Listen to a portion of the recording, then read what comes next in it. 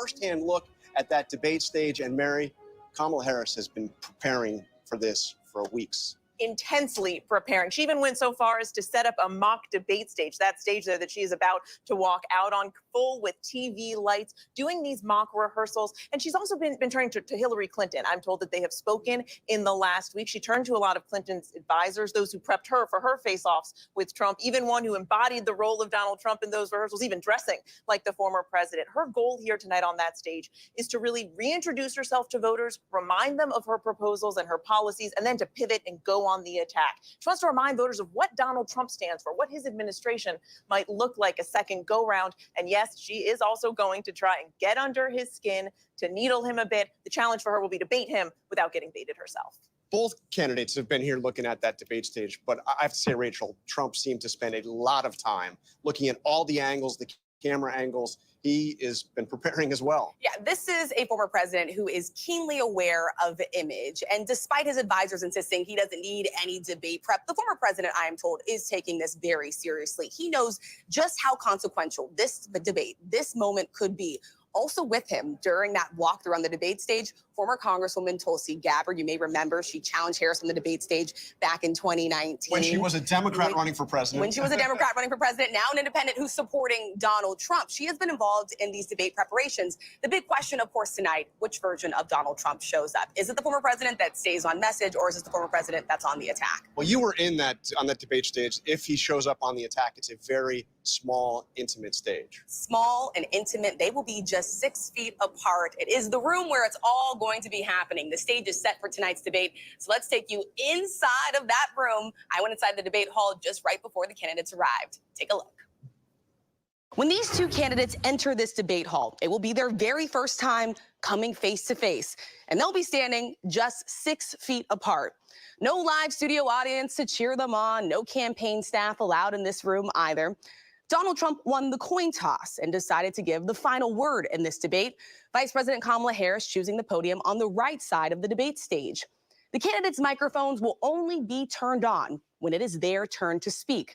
They will have 2 minutes to answer each question, 2 minutes for a rebuttal, and just 60 seconds for any follow-up questions, which means they'll be paying close attention to this clock right here.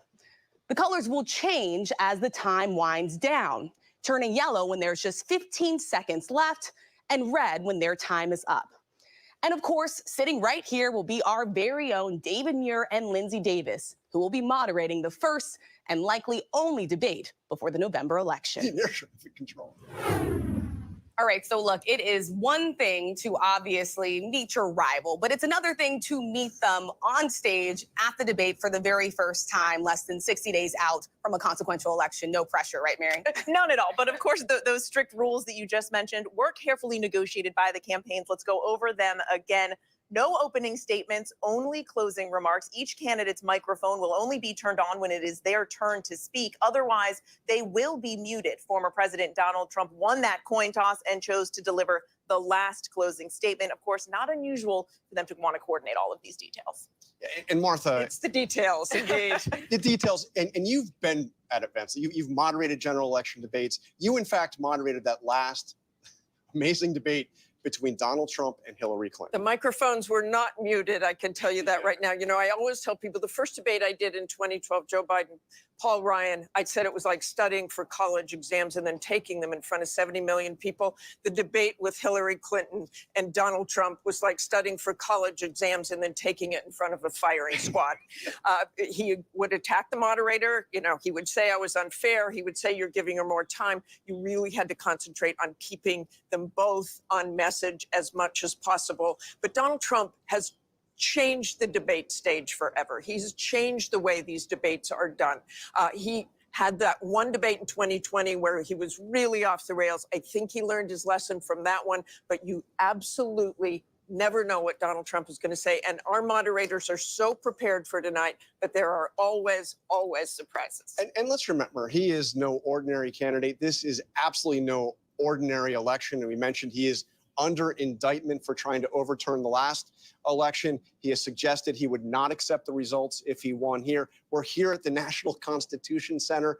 I'm sure we will be talking about the issues, but for the first time, you have a president who is talking about retribution against his enemies if he gets back in office. He has actually suggested military tribunals for his enemies should he get back in power. This is a very different kind of election. It is a very different kind of election. And just what you said, John, that military tribunals, I mean, there are military officers out there who served under Trump before who are worried they're going to get pulled back in court-martial, looking at his political opponents. Former chairman of the Joint Chiefs of Staff. His own chairman of the Joint Chiefs of Staff, who he basically accused of treason. People like that. It is a different election, and people want to hear about what kind of president he would be again if he wins, and of course, what kind of commander-in-chief Kamala Harris But will Mary, be. what I'm wondering is, will Kamala Harris make that a central part of her case?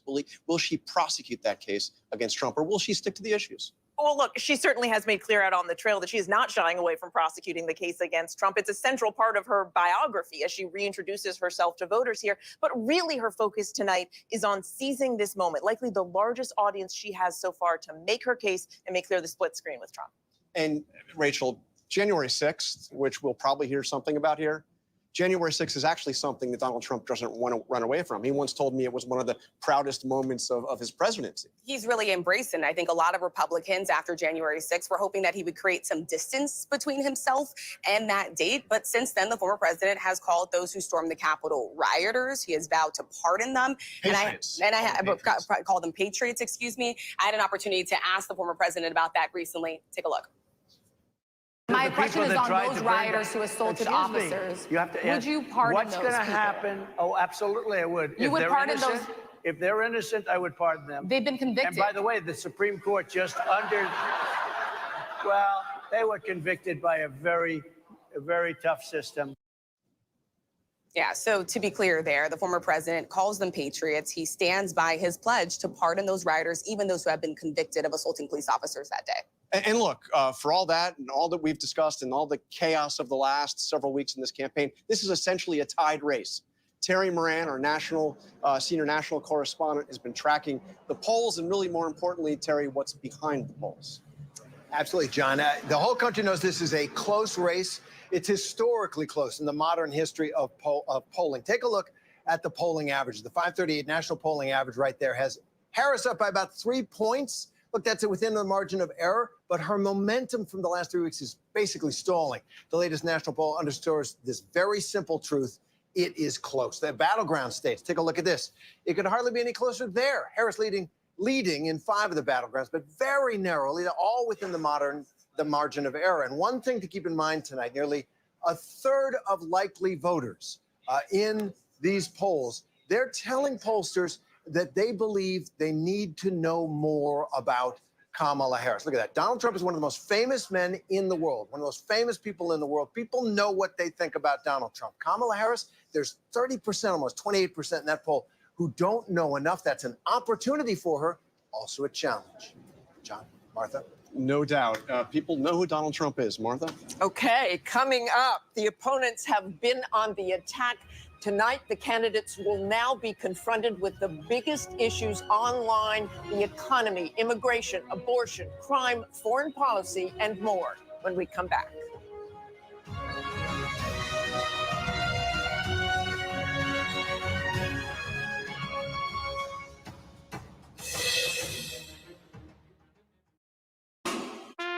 Other sausage brands use non-meat filler. That's just non-good. Keep it real, people, and keep it juicy. Boogie woogie jam slam, bust the dialect. I'm the man in command. Come, flow with the sounds of the mighty. Other sausage brands use non-meat filler. That's just non-good. Keep it real, people, and keep it juicy. Boogie woogie jam slam, bust the dialect. I'm the man in command. Come, flow with the sounds of the mighty. The season finale is upon us. Dog food in thy fridge? It's not dog food. It's fresh pet. Real meat, real veggies. For thy beast? There's always a betrayal in the finale. At Simply Safe, your safety is the only thing that matters. We designed smarter ways to detect motion for fast emergency response. We create HD cameras so you could see what's happening in your home from anywhere. All powered by Fast Protect technology. Exclusively from Simply Safe for faster police response. Now install our advanced system your way. Have a pro set it up or easily do it yourself. There's no safe like Simply Safe. At Simply Safe, your safety is the only thing that matters. We designed smarter ways to detect motion for fast emergency response. We create HD cameras so you can see what's happening in your home from anywhere. All powered by Fast Protect technology. Exclusively from Simply Safe for faster police response. Now install our advanced system your way. Have a pro set it up or easily do it yourself. There's no safe like Simply Safe. Nobody knew I existed. But look at all these people. Who do you think they see me? You're Joker. I'd do anything for you. People believe Arthur Fleck to be some kind of martyr. Well, he's not. You don't think this is me? Rated R. Hey, good morning, America. Good morning, America. Good morning, America. Are you ready? Covering the biggest events in the country right now. There's a lot going on here. You don't just see it, you feel it. I'm in. I'm in. I'm in too. I'll be here. I am here and so happy. I'm in. I'm in too. Michael, George, Clara, Ginger. With so much at stake, so much on the line, more Americans turn here than any other newscast. ABC News World News Tonight with David Muir, America's #1 most watched newscast across all of television. This fancy man and his fancy car must be tormented to learn of others earning unlimited deposit bonuses and superior rates. No. This fancy man and his fancy car must be tormented to learn of others earning unlimited deposit bonuses and superior rates. Now we await his inevitable despair. This is ABC News Live. The crush of families here in Poland. At refugee centers In Putin's Russia. On the ground in Ukraine, Close to the front line. from the capital, destructive Cat 4 storm. Here at Columbia University, here in downtown Port-au-Prince. Let's go. ABC News Live, America's #1 streaming news. Anytime, anywhere. Streaming 24/7, straight to you for free. Thank you for making ABC News Live America's #1 streaming news. ABC News, honored for excellence with 40 Emmy nominations. Mornings, evenings, late night, weekends, streaming 24/7. 40 Emmy nominations. Thank you for making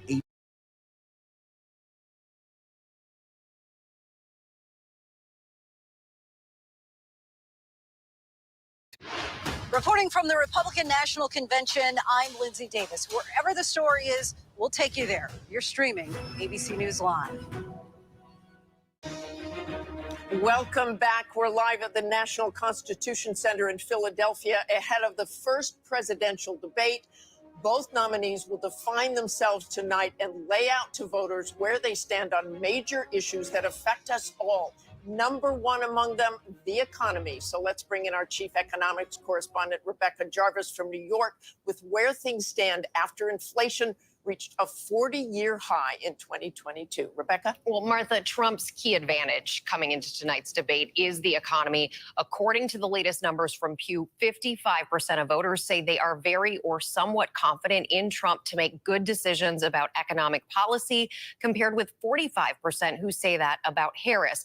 Harris has to walk a fine line tonight between owning the Biden economy while also differentiating her path forward. Inflation, as you just mentioned, Martha, it's come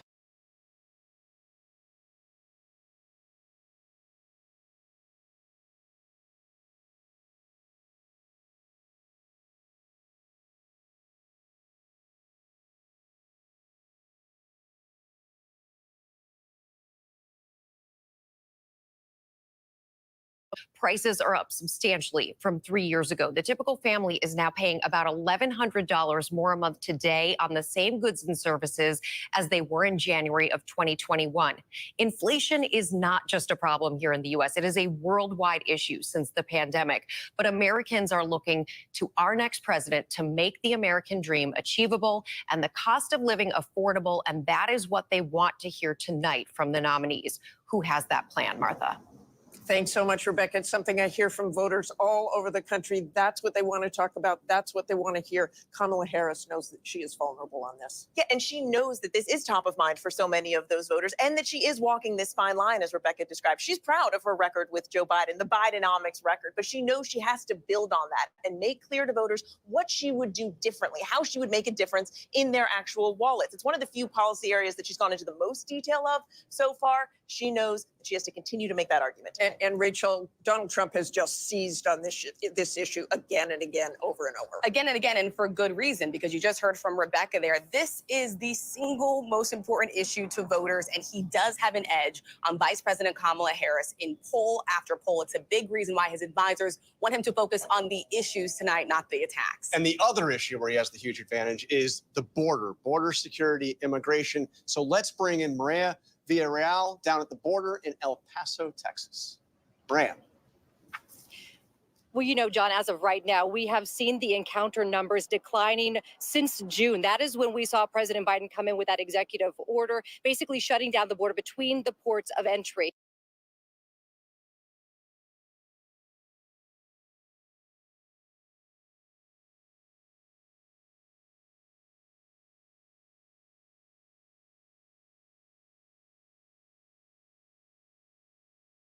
Comparison to what we saw last year, right?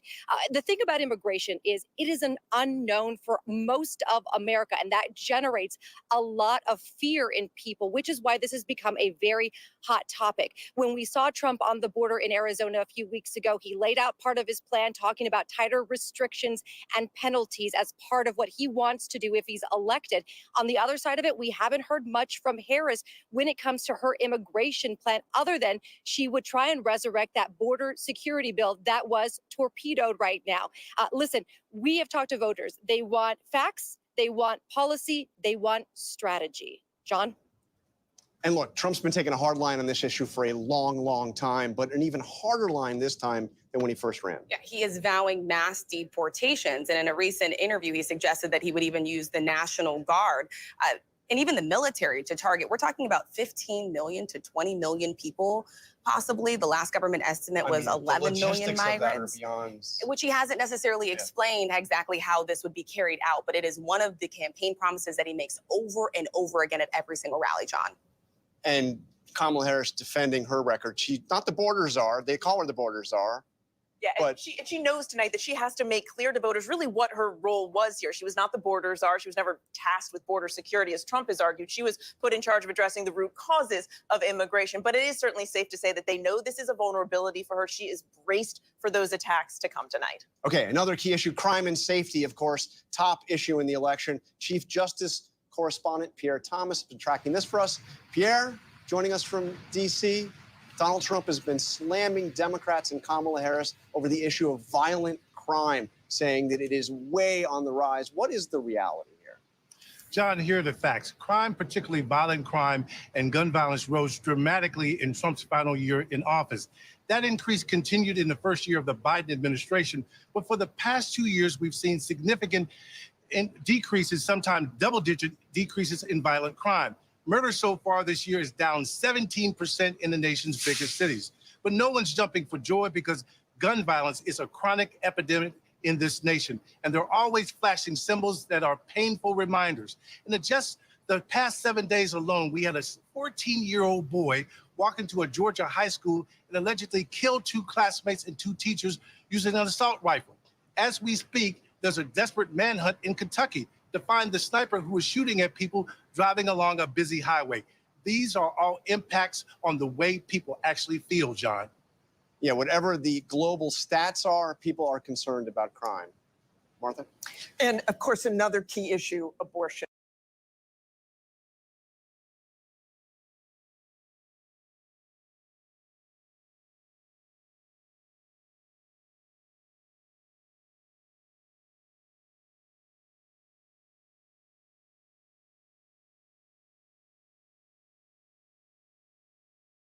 overturned Roe. She knows that polling shows this is a winning issue for her. And of course, that every time that abortion access has been on the ballot since Roe was overturned, reproductive rights have won. They see this as an issue that they hope will drive voters to the polls in November, especially as Donald Trump has been really struggling to define his position. And he really has struggled to define that position. He takes credit for helping to overturn Roe v. Wade, but otherwise not very specific. He has been all over the map on this issue, but when you look at his record and what he has done, he has appointed 3 of the 5 Supreme Court justices that overturned Roe versus Wade. That cleared the way for 22 states to either ban or severely restrict access to abortion. But Trump has also said, even though he believes this should be a states issue, he believes some states have gone too far. He thinks the 6-week abortion ban in Florida, for instance, his home state, has gone too far. He didn't like that abortion ban that almost went into effect in Arizona. This is important for 2 reasons. As Mary mentioned, it's going to be on the ballot in a number of states, including several battleground states. And this issue has won every single time, even Late night, weekends, streaming 24/7, 40 Emmy nominations. Thank you for making ABC News America's #1 news. This Tuesday, the view's on the move into a new big season on ABC. And get this, moving into a fabulous new home and studio too. Y'all know we're moving. New home, same hot topics. See you soon for an all-new season of The View from our new home. New season, new hot topics, hot new studio, same time, right here on ABC. And there will be surprises, right, Whoopi? Oh, yeah. At SimpliSafe, your safety is the only thing that matters. We designed smarter ways to detect motion for fast emergency response. We create HD cameras so you can see what's happening in your home from anywhere, all powered by Fast Protect technology. At SimpliSafe, your safety is the only thing that matters. We designed smarter ways to detect motion for fast emergency response. We create HD cameras so you can see what's happening in your home from anywhere, all powered by Fast Protect technology, exclusively from SimpliSafe for faster police response. Now install our advanced system your way. Have a pro set it up or easily do it yourself. There's no safe like SimpliSafe. Look at this silly little sailboat. These men of means with their silver spoons eating up the financial favors of the 1%. What would become of them when they discover Robinhood Gold allows others to earn their very liberal rates on idle cash, unlimited deposit bonuses, and handsome retirement matching? Boogie, woogie, jam, slam, bust the dialect, I'm the man in command, come, flow with the sounds of the mighty. Merciless chaos. Other sausage brands use non-meat filler. That's just non-good.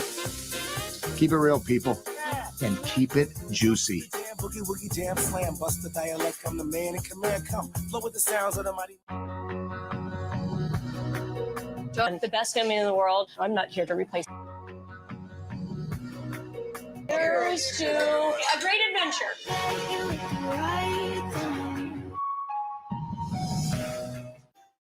Here's to Good Mornings in America. Can you feel the love? Oh, yeah. Mornings that inspire, filled with hope, kindness, joyous surprises, and so much fun. This is crazy. This is absolutely crazy. Start your day with Good Morning America's ray of sunshine, highlighting the best of America and helping make dreams come true. Wow. I'm just so happy. It's so good. Get ready to smile and put the good into your morning, America, because You know what will make the morning better? A little ray of sunshine.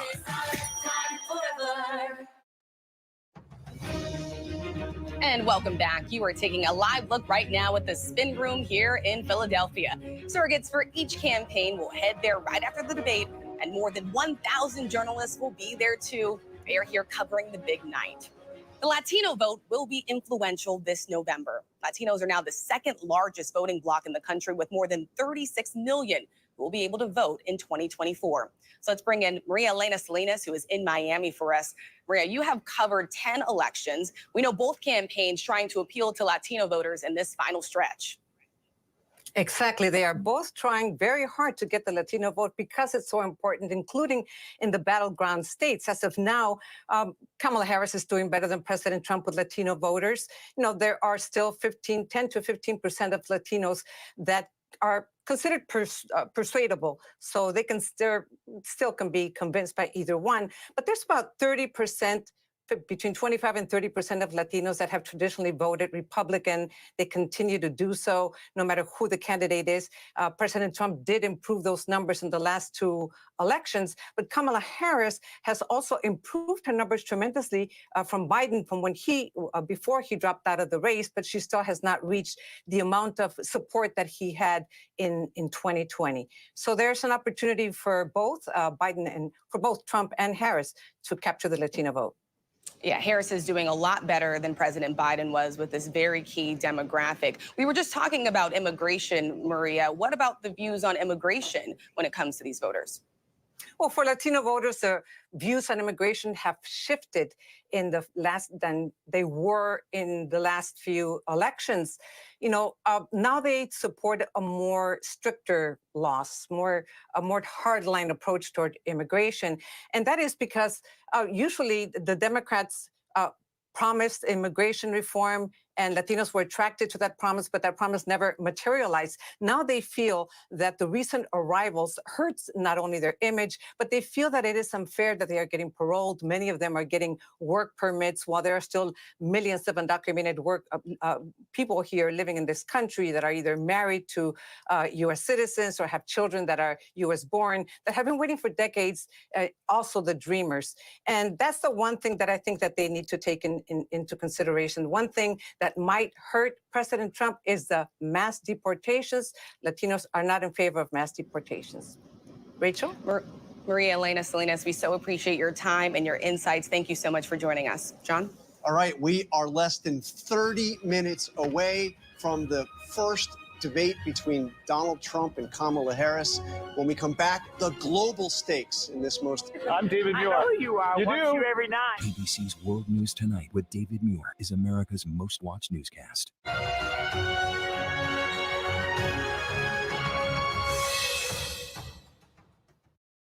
What does it take to be the most watched newscast in America?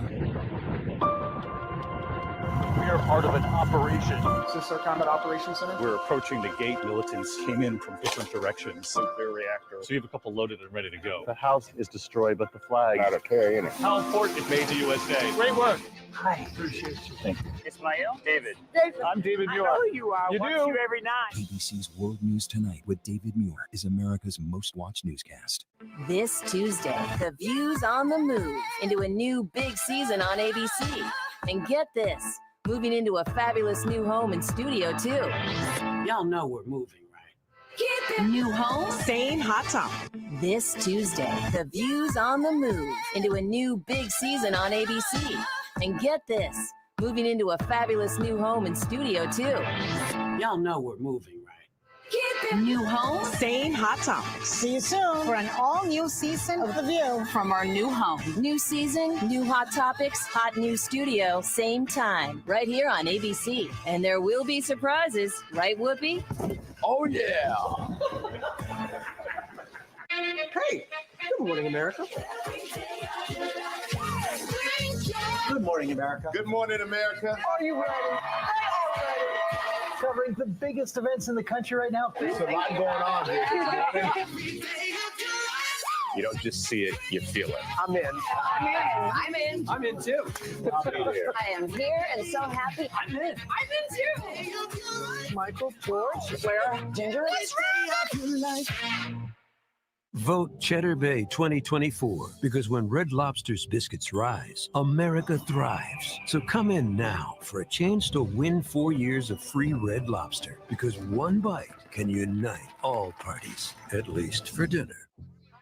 So outrage is all the rage. Angst, our new national pastime.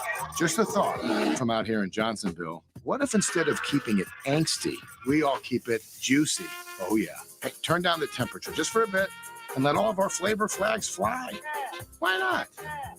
Hey, imagine what starts feeding us again. Not the bots, but the brats. Hey, here's to us when we keep it juicy. Jump to the jam. With so much at stake, so much on the line, more Americans turn here than any other newscast. ABC News World News Tonight with David Muir, America's #1 most watched newscast across all of television. This is ABC News Live. The crush of families here in Poland. At refugee centers. In Putin's Russia. On the ground in Ukraine. Close to the front line. From the capital. Destructive Cat 4 storm. Here at Columbia University. Here in downtown Port-au-Prince. Let's go. ABC News Live, America's #1 streaming news. Anytime, anywhere. Streaming 24/7, straight to you for free. Thank you for making ABC News Live America's #1 streaming news. Babe Ruth, Hank Aaron, Shohei Ohtani, legends of the game. But now the list of greats redefined. From ABC. Babe Ruth, Hank Aaron, Shohei Ohtani, legends of the game. But now the list of greats redefined. From ABC News, Reclaim the Forgotten League, a side of the story of baseball you have never heard before like this. The award-winning podcast is back. Listen wherever you get your podcasts or scan the QR codes you see here. ABC News, honored for excellence with 40 Emmy nominations. Mornings, evenings, late night, weekends, streaming 24/7. 40 Emmy nominations. Thank you for making ABC News America's #1 news. You're watching America's #1 streaming news. Live reporting, breaking new exclusives. Keep streaming with ABC News Live.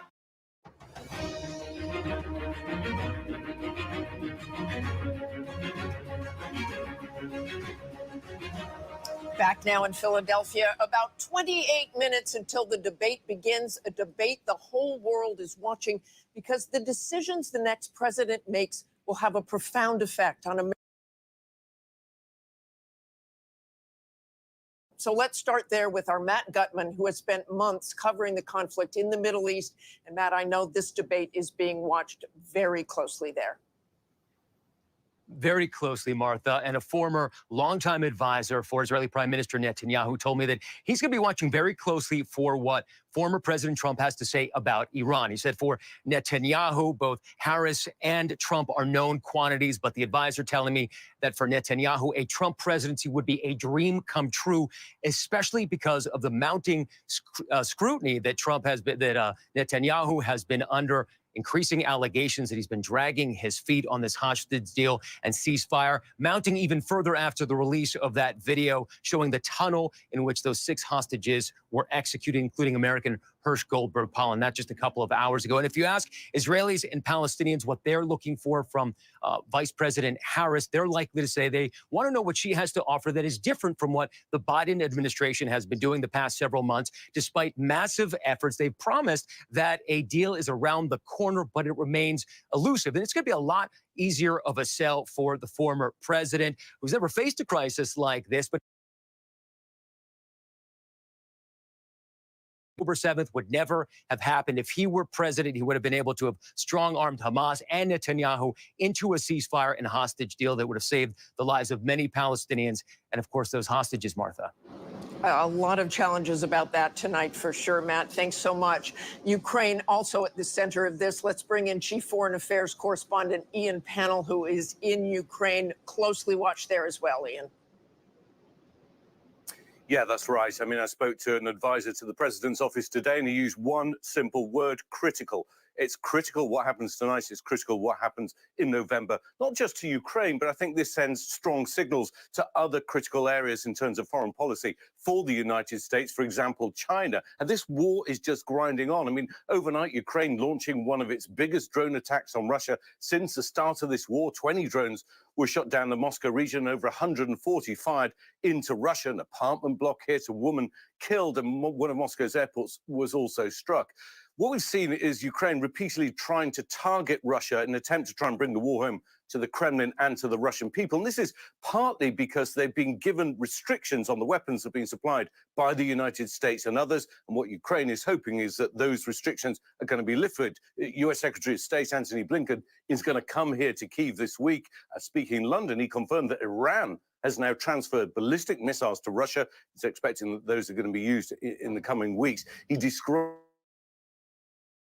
this also as a critical moment for Ukraine. So all eyes are going to be on tonight's presidential debate. Even apparently President Zelensky expected to tune in. And the outcome, I think, of this presidential debate is going to be critical to the outcome of Ukraine's defense against Russia's invasion. Martha? Okay, thanks so much, Ian. And Ian and I have both spent a great deal of time in Afghanistan, John, as you know, and that will be a key issue tonight. Former President Trump has been slamming the Biden-Harris administration for that disastrous withdrawal, the way it was done in Afghanistan. Hey, look, let's say it bluntly. It was a dark moment for the Biden campaign, for the Biden presidency. It might be the darkest moment of his presidency. In fact, the Republicans have now given the Congressional Medal of Honor, not the Medal of Honor. They announced Medal of Freedom, Congressional Medal of Freedom. Yes.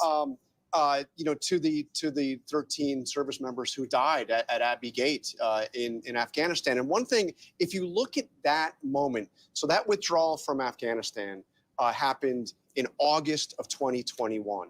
The other thing that happened in August of 2021 was that Joe Biden became an unpopular president. His popularity, his favorability ratings went below 50%. They never came back. But Joe Biden was also at the time saying this would not be like Saigon. We also saw those images of that. It's hard to play that down.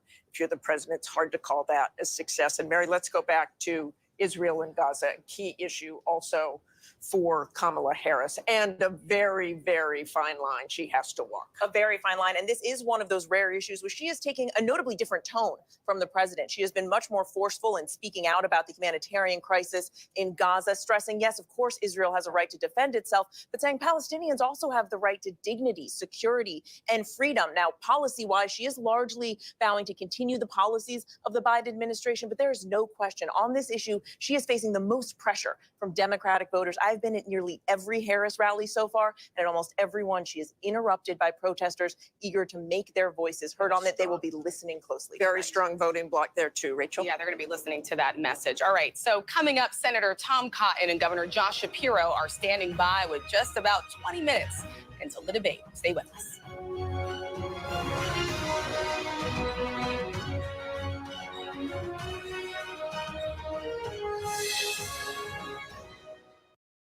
Why has America accepted the wait for payday when life doesn't wait for you to get paid?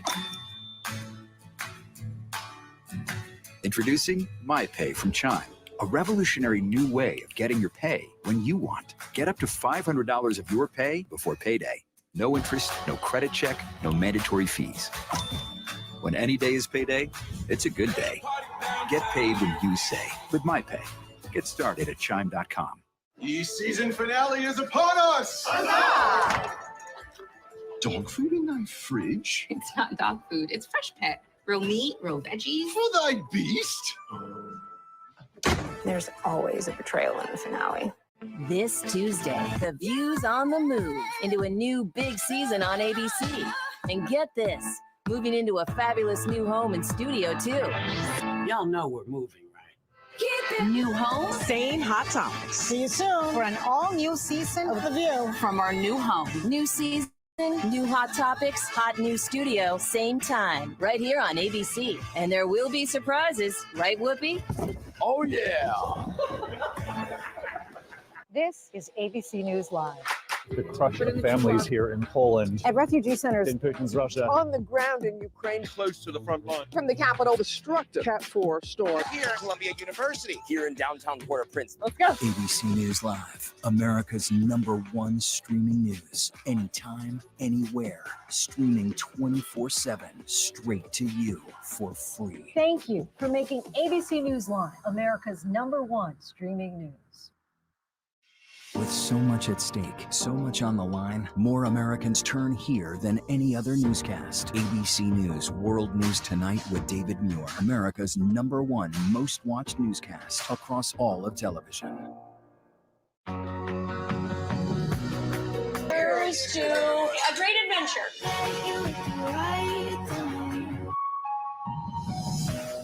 To the future of our family. I will build a city that people can dream about. Megalopolis. That man is a megalomaniac. What is it like being rich? You can scare people. How's all? You're going to have to prove yourself. We are going up and they are going down. We are taking our city back. The alligators have the right idea. Bathe their young. Megalopolis. Rated R. September 27th. First thing in the morning. There's a lot going on. We're still in a flash flood warning. To catch you up with what happened overnight. Clashing over national security. What's happening today? Tensions in the Middle East. What people are talking about. The worries on Wall Street. Fast, straightforward. With some fun in between. Catching up on sleep during the weekend could be good for your heart. Non-alcoholic bars are popping up in a growing number of cities. That's the spirit. America This Morning. America's #1 early morning news. On ABC News Live.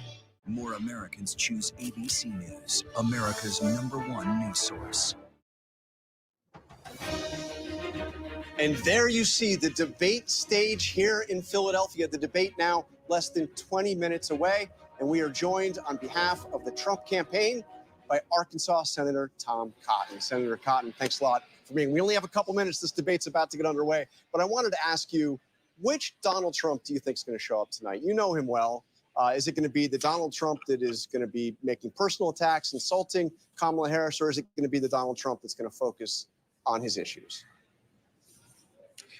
John, I think you're going to see the Donald Trump who's president for 4 years, who has a clear record. This campaign is unusual. We don't have a candidate running for office for the first time. The American people remember what it was like under President Trump. We had stable prices, rising wages, a secure border, and peaceful, stable relations around the world.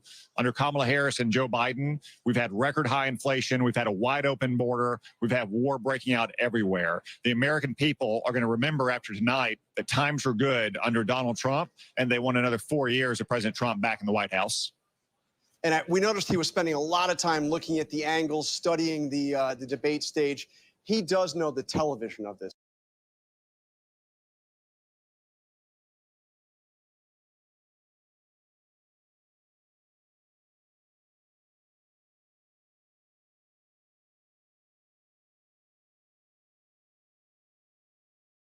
Up their record.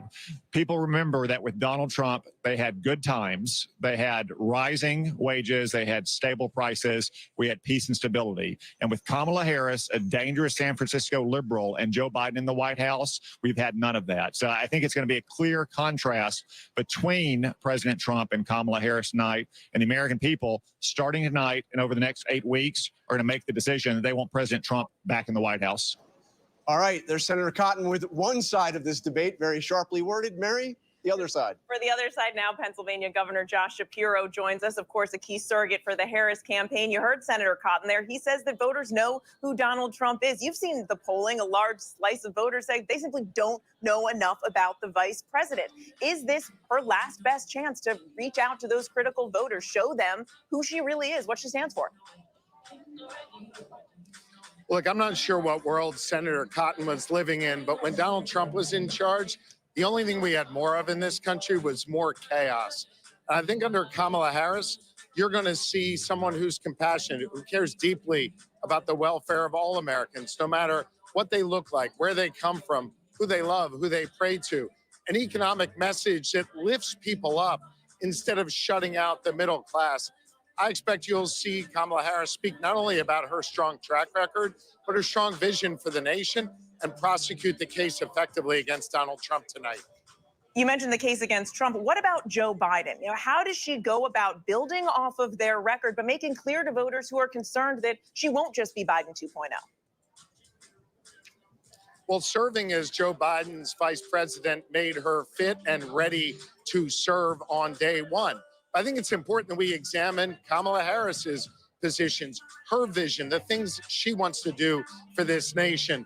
Elections are about the future, and Kamala Harris's vision for the future is a stark contrast to the dangerous vision of the future that Donald Trump has, one of less freedom and more chaos under Donald Trump. We will see how it unfolds on the debate stage. Governor Shapiro, thank you so much. All right, so we've talked to surrogates from both campaigns. Coming up, we are going to talk to somebody who has both debated Donald Trump and helped him prepare for big debates, with tonight's showdown less than 14 minutes away.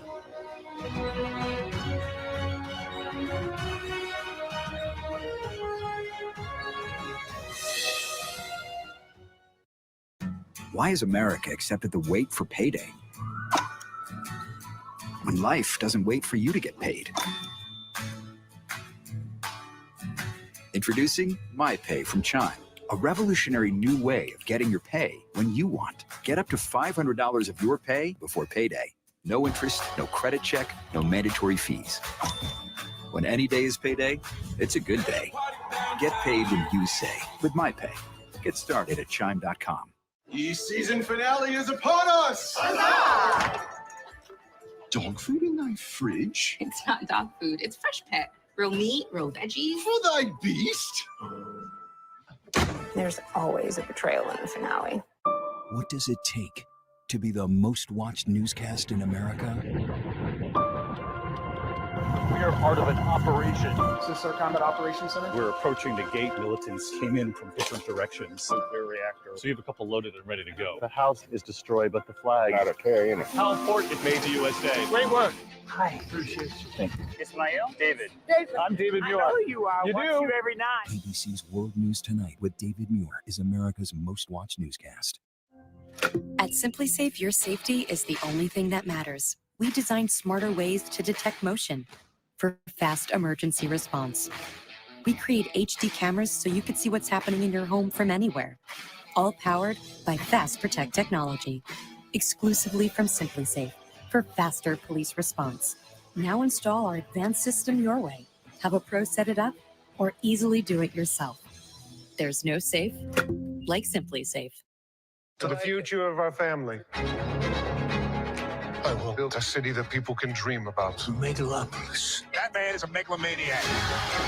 What is it like being rich? You can scare people. How tall? You're gonna have to prove yourself. We are going up and they are going down. We are taking our city back. The alligators had the right idea. They eat their young. Megalopolis. Rated R. September 27th. Other sausage brands use non-meat filler. That's just non-good. Keep it real, people, and keep it juicy. Boogie woogie jam slam, bust the dialect, I'm the man and command, come flow with the sounds of the mighty. This is ABC News Live.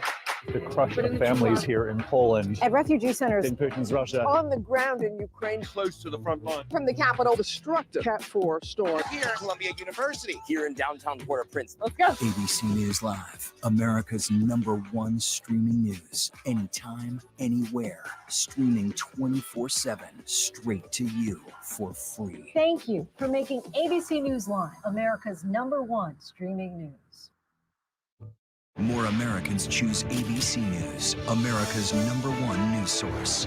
Here's to good mornings in America. Mornings that inspire, filled with hope, kindness, joyous surprises, and so much fun. Start your day with Good Morning America's Ray of Sunshine, highlighting the best of America. Get ready to smile and put the good into your morning, America. You know what will make the morning better? A little ray of sunshine. Reporting from the 2024 Democratic National Convention in Chicago, I'm Kira Phillips. Wherever the story is, we'll take you there. You're streaming ABC News Live. Welcome back. If you're just joining us, I'm Martha Raddatz. We're live from Philadelphia at the National Constitution Center, the site of tonight's debate, now about 10 minutes away. And I'm Jonathan Karl here with Mary Bruce and Rachel Scott. The candidates are just off the stage, ready to walk out. They are in their hold rooms, just minutes from making that walk. Martha, you have been backstage at this moment. This is go time. You get in your zone. I'm sure the nominees, the candidates right now are thinking the same thing. They've studied. They're going to go out. Open the curtain. All right, well, then let's bring somebody in who has been there both debating Donald Trump and helping him prepare for general election debates, the former governor of New Jersey, Chris Christie. So Chris, you've helped prepare Trump for this moment several times. He says he doesn't prepare, but he actually does. Bring us into that room right now. What's going on with Donald Trump? Well, look, at this point, he's in the worst hour of his prep, because you just have to sit there and wait for the time to come, and they make you get there early. And so he is there he's not really being spoken to. A little small talk here and there, but nobody's trying to give him any kind of clues. So let me ask you the question. Let me ask you the question I tried to ask Tom Cotton. He didn't exactly give me an answer, but you will. Which Trump is going to show up tonight? You know what I mean by that. Which Trump? I think at the beginning of the debate, the Trump who will show up will be the calmer Donald Trump. He knows inherently after the 2020 first debate against Joe Biden that the other Donald Trump is not the one that's a winning formula. The question's going to be, will he be able to continue to maintain that approach through questioning by David and Lindsey and through any comments that Vice President Harris makes in his direction? And that'll be the key to how he performs tonight. And you and I were talking, you helped prepare him for those 2016 debates against Hillary Clinton. He told you that he had respect for Hillary Clinton, that Hillary Clinton was smart as you were preparing. What about Kamala Harris? We hear not the same. Well, certainly he's not saying that publicly in any way. And I can tell you that in 2016, he would regularly say during the many debate prep sessions that we had with him that Hillary Clinton was smart, that she was a good debater, that she was not to be taken lightly. And I don't think there was ever a moment in 2016 where he took her lightly. I do think he took Joe Biden lightly in 2020. And clearly during the prep sessions that I had with him, it was very, very difficult to get him to focus on what Joe Biden might or might not do in that first debate. And I think his performance in part reflected that. So the question's going to be, is what he's saying publicly what he really believes? We know that often with Donald Trump, that's performance. But I will tell you that in his 2016 prep, he was serious about getting ready for Hillary Clinton. In his 2020 debate prep, he was completely unserious about getting ready for Joe Biden. I think performances in both those debates reflected that approach. All right, Chris Christie, you'll be watching with us. Martha? And we have about 6 minutes left before the debate, so let's bring in Donna Brazile, formerly of the DNC, and Reince Priebus, the RNC. Welcome to both of you. And Donna, let's start with you. You have said that Kamala Harris has to own the future, but she also has to own the past. So how does she do this? It's quite easy. Because I do believe that in talking about the future, you draw from your past. You draw from your past experiences. She draws from how she was raised, the values that was instilled in her as a young lady. Look, she is steady on her feet, still in her resolve. And tonight she should talk to the American people, sit in their living rooms, go to their kitchen table and say, look, I have some ideas that I want to share with you. There's so much that we have done together over the last 4 years, but here's what I think we can do together over the next 4 years. Be positive in her approach and really remind the American people that we don't want to go back to the chaos and the confusion, the disaster that made, of course, the American people go out in droves in 2020 to fire the former president. Say, I want to be a president that lead all Americans. I want to keep us strong and secure. And here's the plan that I want to share with you tonight. And Donna, I, of course, meant Biden. She has to own up to the Biden.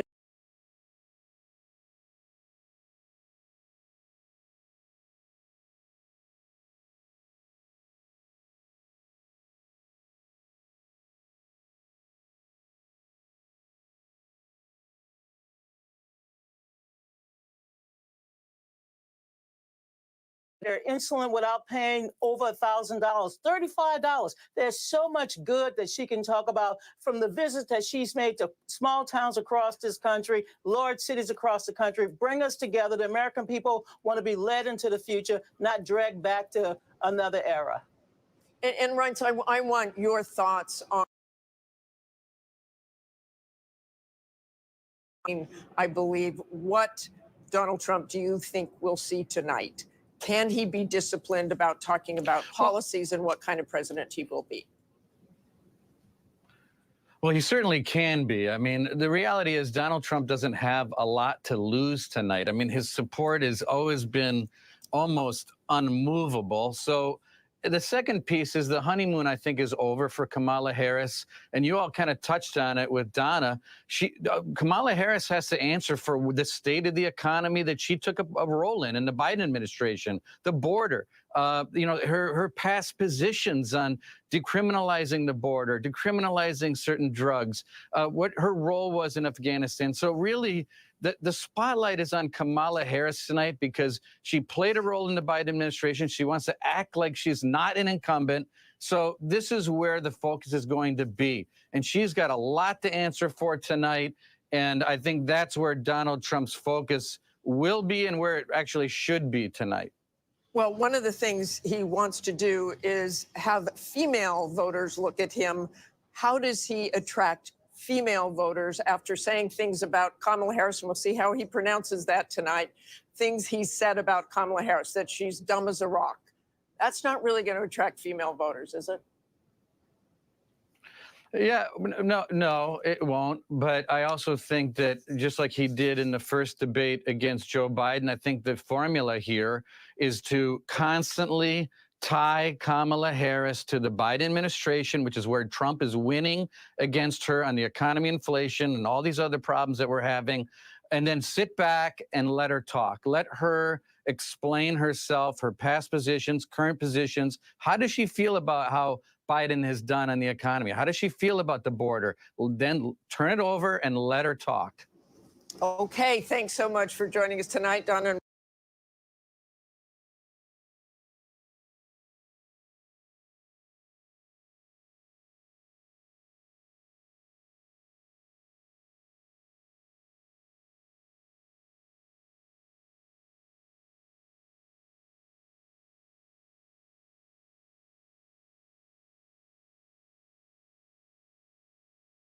He sticks to the issues. Look, this is the largest audience they're likely going to have in this race. It will be interesting to see if Harris can make clear the stark choice before voters. And where does she decide to land her punches? She can punch hard. Can she do that while rising above the needling coming her way? But first and foremost, are we going to see a handshake when the two of them meet for the first time? We didn't back in 2016 when I did that debate. We'll stand by to see that tonight. But the first time, side to side, together. And I have my doubts that we're going to see that handshake, but what we are going to see is a spirited debate and perhaps the most consequential general election debate we have ever seen, because almost certainly going to be the last one. So with the stakes so high, the presidential debate just moments away, we have the entire news division keeping an eye on everything. We are going to be fact-checking on our live blog. It's all going to be happening right here. The debate now just 10 seconds away, and we will be back with our post-game show as soon as it's over. We are going to toss it right now to David Muir and Lindsay Davis.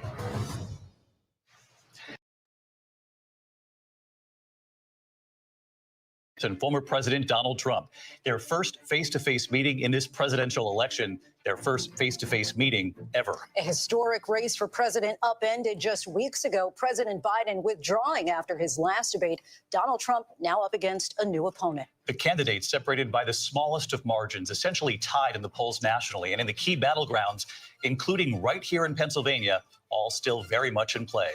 The ABC News presidential debate starts right now. This is an ABC News special. The most consequential moment of this campaign. Kamala Harris. Together, we will chart a new way forward. Donald Trump. We will soon be a great nation again. Face to face. Historic. The ABC News presidential debate. Here now, David Muir and Lindsay Davis. Good evening, I'm David Muir, and thank you for joining us for tonight's ABC News presidential debate. We want to welcome viewers watching on ABC and around the world tonight. Vice President Kamala Harris and President Donald Trump are just moments away from taking the stage in this unprecedented race for president. And I'm Lindsay Davis. Tonight's meeting could be the most consequential event of their campaigns, with Election Day now less than 2 months away. For Vice President Kamala Harris, this is her first debate since President Biden withdrew from the race on July 21st. Of course, that decision followed his debate against President Donald Trump in June. Since then, this race has taken on an entirely new dynamic. And that brings us to the rules of tonight's debate. 90 minutes with 2 commercial breaks. No topics or questions have been shared with the campaigns. The candidates will have 2 minutes to answer questions, and this is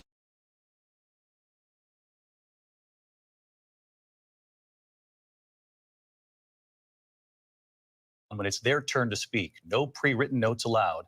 There is no audience here tonight in this hall at the National Constitution Center. This is an intimate setting for two candidates who have never met. President Trump won the coin toss. He chose to deliver the final closing statement of the evening. Vice President Harris selected the podium to the right. So let's now welcome the candidates to the stage. Vice President Kamala Harris and President Donald Trump.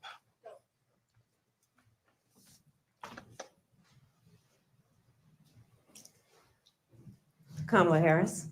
Let's have a good debate. Nice to see you. Have fun. Thank you. Welcome to you both. It's wonderful to have you. It's an honor to have you both here tonight. Good evening. We are looking forward to a spirited and thoughtful debate. So let's get started. I want to begin tonight with the issue that voters repeatedly say is their #1 issue, and that is the economy and the cost of living in this country. Vice President Harris, you and President Trump were elected 4 years ago, and your opponent on the stage here tonight often asks his supporters, are you better off than you were 4 years ago? When it comes to the economy, do you believe Americans are better off than they were 4 years ago? So I was raised as a middle-class kid, and I am actually the only person on this stage who has a plan that is about lifting up the middle class and working people of America. I believe in the ambition, the aspirations, the dreams of the American people. And that is why I imagine and have actually a plan to build what I call an opportunity economy. Because here's the thing. We know that we have a shortage of homes and housing, and the cost of housing is too expensive for far too many people. We know that young families need support to raise their children, and I intend on extending a tax cut for those families of $6,000, which is the largest child tax credit that we have given in a long time, so that those young families can afford to buy a crib, buy a car seat, buy clothes for their children. My passion, one of them, is small businesses. My mother raised my sister and me, but there was a woman who helped raise us. We call her our second mother. She was a small business owner. I love our small businesses. My plan is to give a $50,000 tax deduction to start up small businesses, knowing they are part of the backbone of America's economy. My opponent, on the other hand, his plan is to do what he has done before, which is to provide a tax cut for billionaires and big corporations, which will result in $5 trillion to America's deficit. My opponent has a plan that I call the Trump's sales tax, which would be a 20% tax on everyday goods that you rely on to get through the month. Economists have said that Trump sales tax would actually result for middle-class families in about $4,000 more a year, because of his policies and his ideas about what should be the backs of middle-class people paying for tax cuts for billionaires. President Trump, I'll give you 2 minutes. First of all, I have no sales tax. That's an incorrect statement. She knows that. We're doing tariffs on other countries. Other countries are going to finally, after 75 years, pay us back for all that we've done for the world. And the tariff will be substantial in some cases. I took in billions and billions of dollars, as you know, from China. In fact, they never took the tariff off because there was so much money they can't. It would totally destroy everything that they've set out to do. They're taking in billions of dollars from China and other places. They've left the tariffs on. When I had it, I had tariffs, and yet I had no inflation. Look, we've had a terrible economy because inflation which is really known as a country buster. It breaks up countries. We have inflation like very few people have ever seen before, probably the worst in our nation's history. We were at 21%, but that's being generous because many things are 50, 60, 70, and 80% higher than they were just a few years ago. This has been a disaster for people, for the middle class, but for every class. On top of that, we have millions of people pouring into our country from prisons and jails, from mental institutions and insane asylums, and they're coming in and they're taking jobs that are occupied right now by African Americans and Hispanics, and also unions. Unions are going to be affected very soon. And you see what's happening. You see what's happening with towns throughout the United States. You look at Springfield, Ohio. You look at Aurora in Colorado. They are taking over the towns. They're taking over buildings. They're going in violently.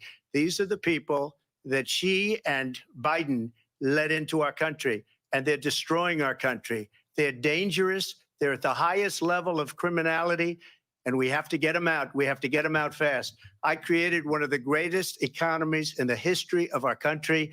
I'll do it again and even better. We are going to get to immigration and border security during this debate, but I would like to let Vice President Harris respond on the economy here.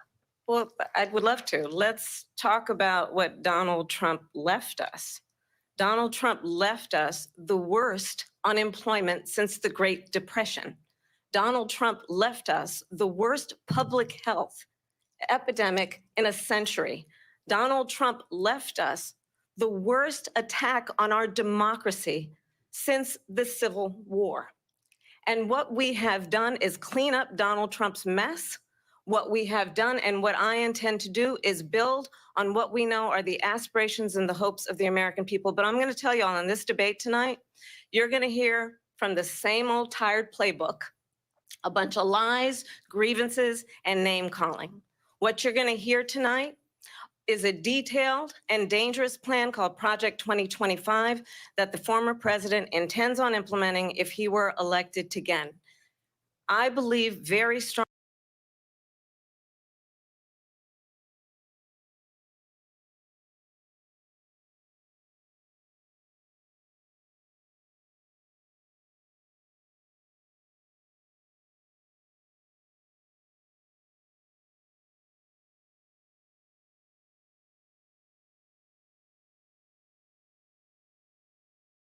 I'm not going to read it. This was a group of people that got together. They came up with some ideas, I guess some good, some bad, but it makes no difference. I have nothing to do. Everybody knows I'm an open book. Everybody knows what I'm going to do. Cut taxes very substantially and create a great economy like I did before. We had the greatest economy. We got hit with a pandemic. And the pandemic was not since 1917, where 100 million people died, has there been anything like it. We did a phenomenal job with the pandemic. We handed them over a country where the economy and where the stock market was higher than it was before the pandemic came in. Nobody's ever seen anything like it. We made ventilators for the entire world. We got gowns, we got masks, we did things that nobody thought possible.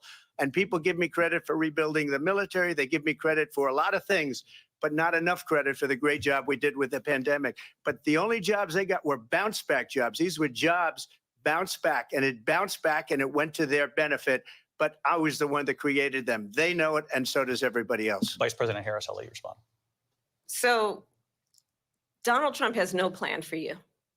And when you look at his economic plan, it's all about tax breaks for the richest people.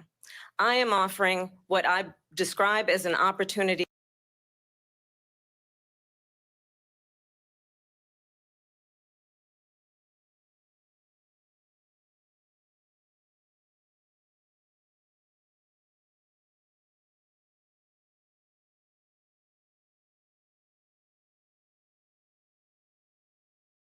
would actually explode the deficit. 16 Nobel laureates have described his economic plan as something that would increase inflation and by the middle of next year would invite a recession. You just have to look at where we are and where we stand on the issues. And I'd invite you to know that Donald Trump actually has no plan for you because he is more interested in defending himself than he is in looking out for you. It's just a soundbite. I gave her that to say. Look, I went to the Wharton School of Finance, and many of those professors, the top professors, think my plan is a brilliant plan. It's a great plan. It's a plan that's going to bring up our worth, our value as a country. It's going to make people want to be able to go and work and create jobs and create a lot of good, solid money for our country. And just to finish off, she doesn't have a plan. She copied Biden's plan. And it's like 4 sentences, like run, spot, run. 4 sentences that are just, oh, we'll try and lower taxes. She doesn't have a plan. Take a look at her plan. She doesn't have a plan. Mr. President, I do want to drill down on something you both brought up. The Vice President brought up your tariffs. You responded, and let's drill down on this because your plan is what she calls is essentially a national sales tax. Your proposal calls for tariffs, as you pointed out here, on foreign imports across the board. You recently said that you might double your plan, imposing tariffs up to 20% on goods coming into this country. As you know, many economists say that with tariffs at that level, costs are then passed on to the consumer. Vice President Harris has argued it'll mean higher prices on gas, food, clothing, medication, arguing it costs the typical family nearly $4,000 a year. Do you believe Americans can afford higher prices because of tariffs? They're not going to have higher prices. What's going to have and who's going to have higher prices is China and all of the countries that have been ripping us off for years. I was the only president ever. China was paying us hundreds of billions of dollars, and so were other countries. And, you know, if she doesn't like them, they should have gone out and they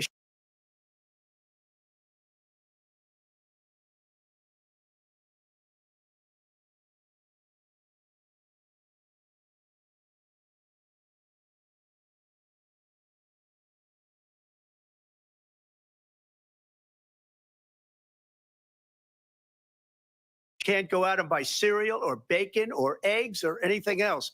The people of our country are absolutely dying with what they've done. They've destroyed the economy. And all you have to do is look at a poll. The polls say 80 and 85 and even 90% that the Trump economy was great, that their economy was terrible. Vice President Harris, I do want to ask for your response. And you heard what the president said there, because the Biden administration did keep a number of the Trump tariffs in place. So how do you respond? Well, let's be clear that the Trump administration resulted in a trade deficit, one of the highest we've ever seen in the history of America.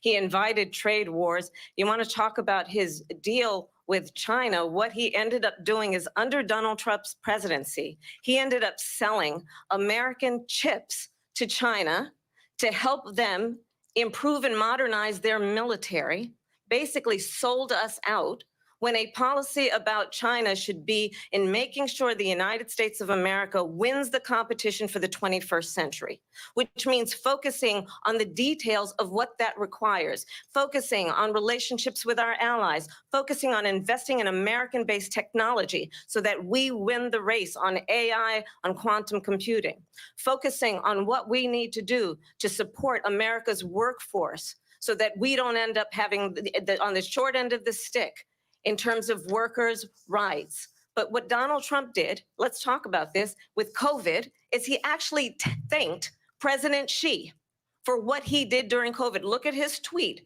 Thank you, President Xi, exclamation point, when we know that Xi was responsible for lacking and not giving us transparency about the origins of COVID. President Trump, I'll let you respond. First of all, they bought their chips from Taiwan. We hardly make chips anymore because of philosophies like they have and policies like they have. I don't say her because she has no policy. Everything that she believed 3 years ago and 4 years ago is out the window. She's going to my philosophy now. In fact, I was going to send her a MAGA hat. She's gone to my philosophy. But if she ever got elected, she'd change it. And it will be the end of our country. She's a Marxist. Everybody knows she's a Marxist. Her father's a Marxist professor in economics, and he taught her well. But when you look at what she's done to our country, and when you look at these millions and millions of people that are pouring into our country monthly, where it's, I believe, 21 million people, not the 15 that people say, and I think it's a lot higher than the 21. That's bigger than New York State pouring in. And just look at what they're doing to our country. They're criminals. Many of these people coming in are criminals. And that's bad for our economy, too. You know, you mentioned before, we'll talk about immigration later. Well, bad immigration is the worst thing that can happen to our economy. They have, and she has, destroyed our country with policy that's insane. Almost policy that you'd say they have to hate our country. President Trump, thank you. Lindsay? I want to turn to the issue of abortion. President Trump, you've often touted that you were able to kill Roe v. Wade. Last year, you said that you were proud to be the most pro-life president in American history. Then last month, you said that your administration would be great for women and their reproductive rights. In your home state of Florida, you surprised many with regard to your 6-week abortion ban, because you initially had said that it was too short. And you said, quote, I'm going to be voting that we need more than 6 weeks. But then the very next day, you reversed course and said you would vote to trust you on the issue of abortion, because you've changed your position so many times. Therefore, why should they trust you? Well, the reason I'm doing that vote is because the plan is, as you know, the vote is, they have abortion in the 9th month. They even have, and you can look at the governor of West Virginia, the previous governor of West Virginia, not the current governor, who's doing an excellent job, but the governor before,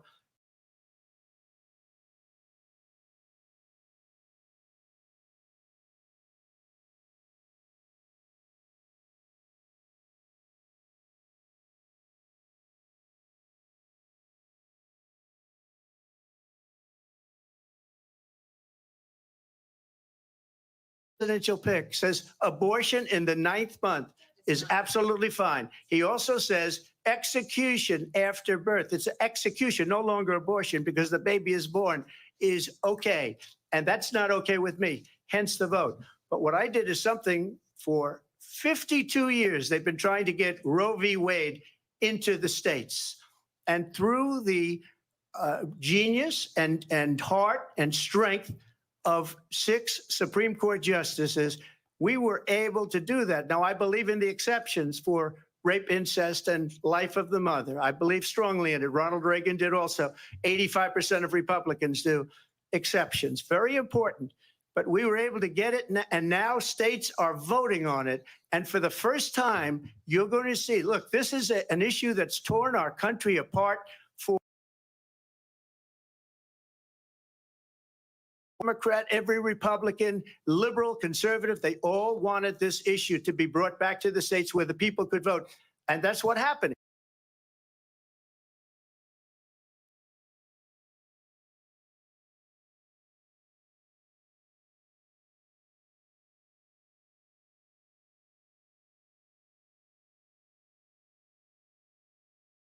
In doing it. It took courage to do it. And the Supreme Court had great courage in doing it. And I give tremendous credit to those 6 justices. There is no state in this country where it is legal to kill a baby after it's born. Madam Vice President, I want to get your response to President Trump. Well, as I said, you're going to hear a bunch of lies, and that's not actually a surprising fact. Let's understand how we got here. Donald Trump hand-selected 3 members of the United States Supreme Court with the intention that they would undo the protections of Roe v. Wade. And they did exactly as he intended. And now in over 20 states, there are Trump abortion bans, which make it criminal for a doctor or nurse to provide health care. In one state, it provides prison for life. Trump abortion bans that make no exception even for rape and incest, which understand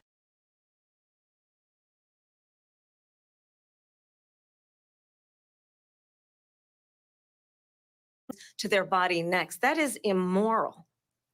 And one does not have to abandon their faith or deeply held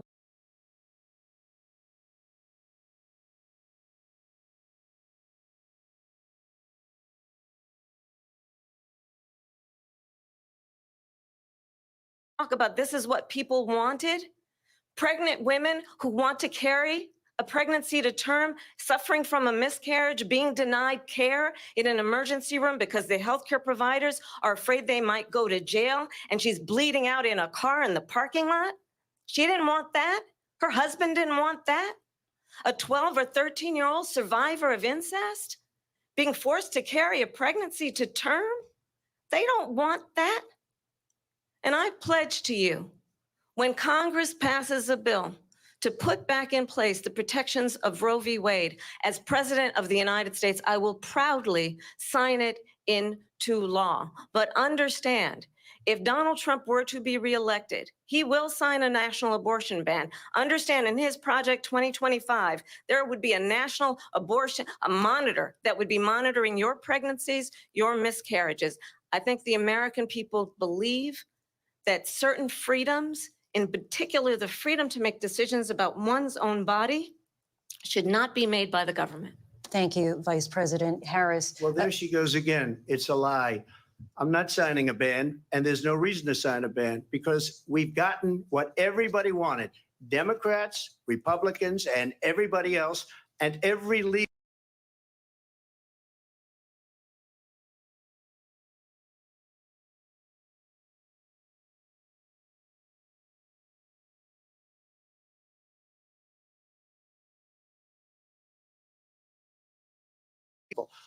The states are now voting. What she says is an absolute lie. And as far as the abortion ban, no, I'm not in favor of abortion ban, but it doesn't matter because this issue has now been taken over by the states. Would you veto a national abortion ban if it came to your desk? Well, I won't have to because, again, 2 things. Number one, she said she'll go back to Congress. She'll never get the vote. It's impossible for her to get the vote, especially now with the 50-50 and essentially 50-50 in both Senate and the House. She's not going to get the vote. She can't get the vote. She won't even come close to it. So it's just talk. You know what it reminds me of? When they said they're going to get student loans terminated, and it ended up being a total catastrophe. The student loans, and then I think probably her boss, if you call him a boss, he spends all his time on the beach. But look, her boss went out and said, we'll do it again. We'll do it a different way. And he went out, got rejected again by the Supreme Court. So all these students got taunted with this whole thing about this whole idea. And how unfair that would have been. Part of the reason they lost to the mid.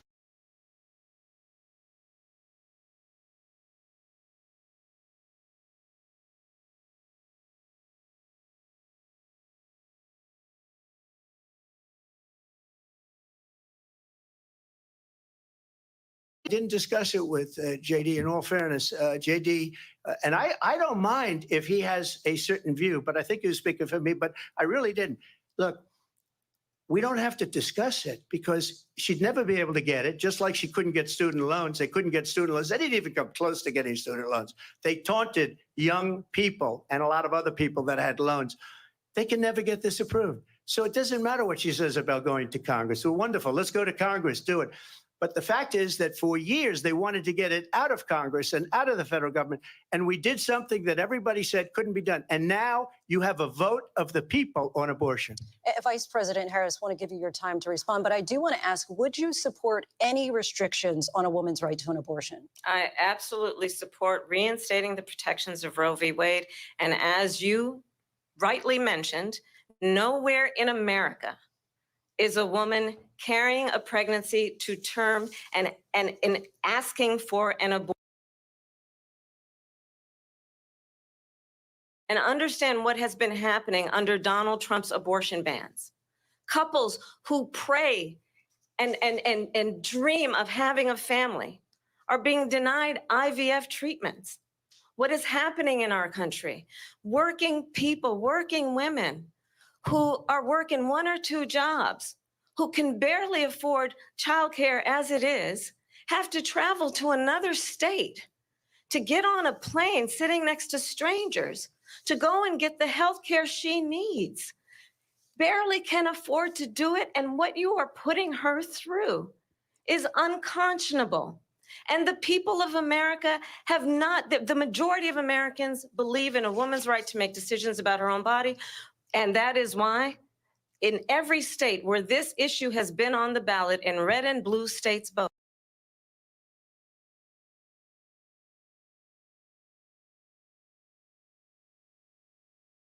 a leader on IVF, which is fertilization. The IVF, I have been a leader. In fact, when they got a very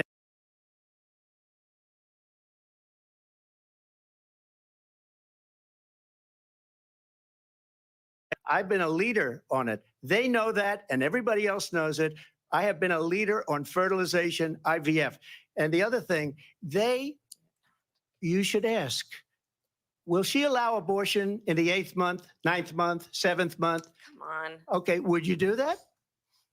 Why don't you ask her that question? Why don't you That's answer the the problem. question? Would you Because veto? under Roe v. Wade, Answer the question, would you veto? you could do abortions in the 7th month, the 8th month, the 9th That's month, not true. and probably after birth. Just look at the governor, former governor of Virginia.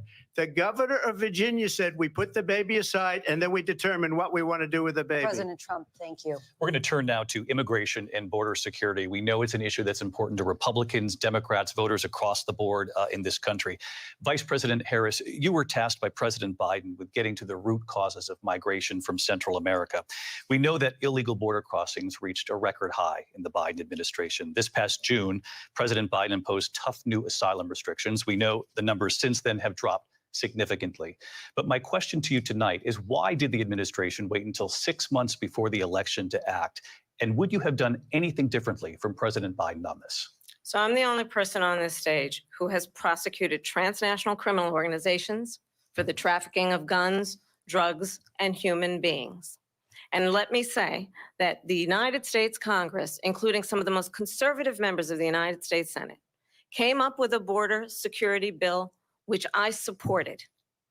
And that bill would have put 1,500 more border agents on the border to help those folks who are working there right now overtime, trying to do their job.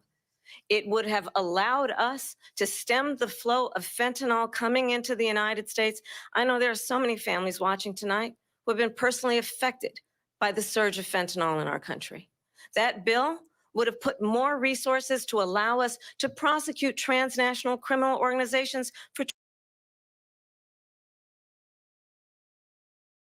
Donald Trump got on the phone, called up some folks in Congress and said, kill the bill. And you know why? Because he'd prefer to run on a problem instead of fixing a problem. And understand, this comes at a time where the people of our country actually need a leader who engages in solutions, who actually addresses the problems at hand.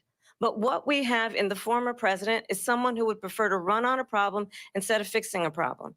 And I'll tell you something, he's going to talk about immigration a lot tonight, even when it's not the subject that is being raised.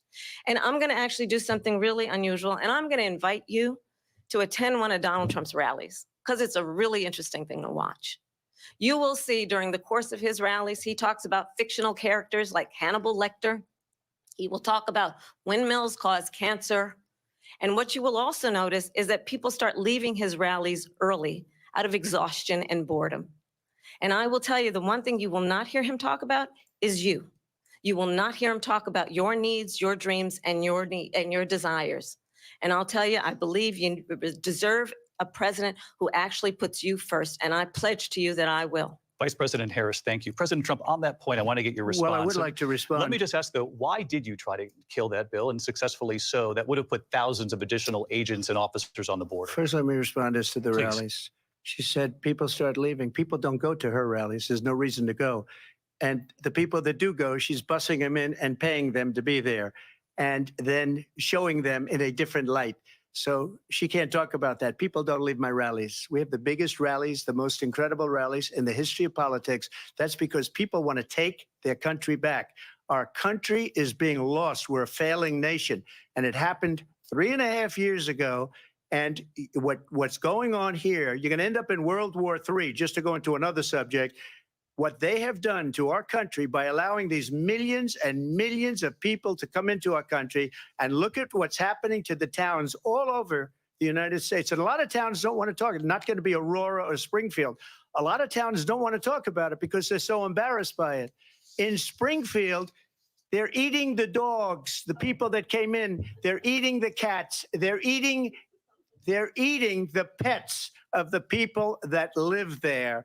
And this is what's happening in our country, and it's a shame. As far as rallies are concerned, as far as the reason they go is they like what I say. They want to bring our country back. They want to make America great again. It's a very simple phrase, make America great again. She's destroying this country, and if she becomes president, this country doesn't have a chance of success. Not only success, we'll end up being Venezuela on steroids. I just want to clarify here. You bring up Springfield, Ohio, and ABC News did reach out to the city manager there. He told us there.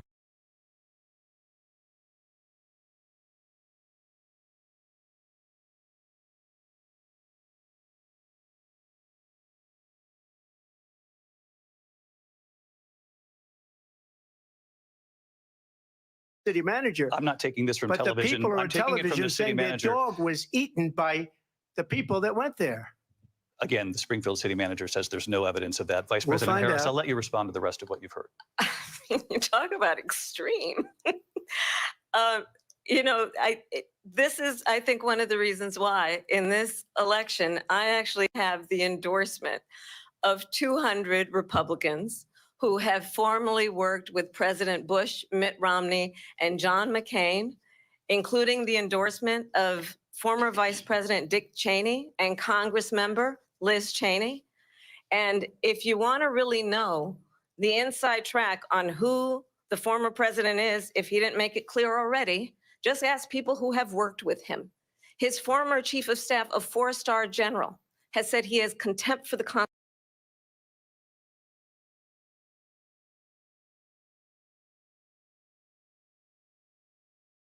Secretary of Defense has said the nation, the republic, would never survive another Trump term.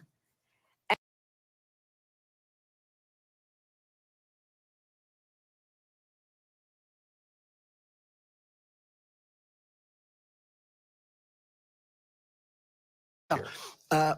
Thank you. Because when I hear that, see, I'm a different kind of a person. I fired most of those people, not so graciously. They did bad things or a bad job. I fired them. They never fired one person. They didn't fire anybody having to do with Afghanistan and the Taliban and the 13 people who's were just killed, viciously and violently killed. And I got to know the parents and the family.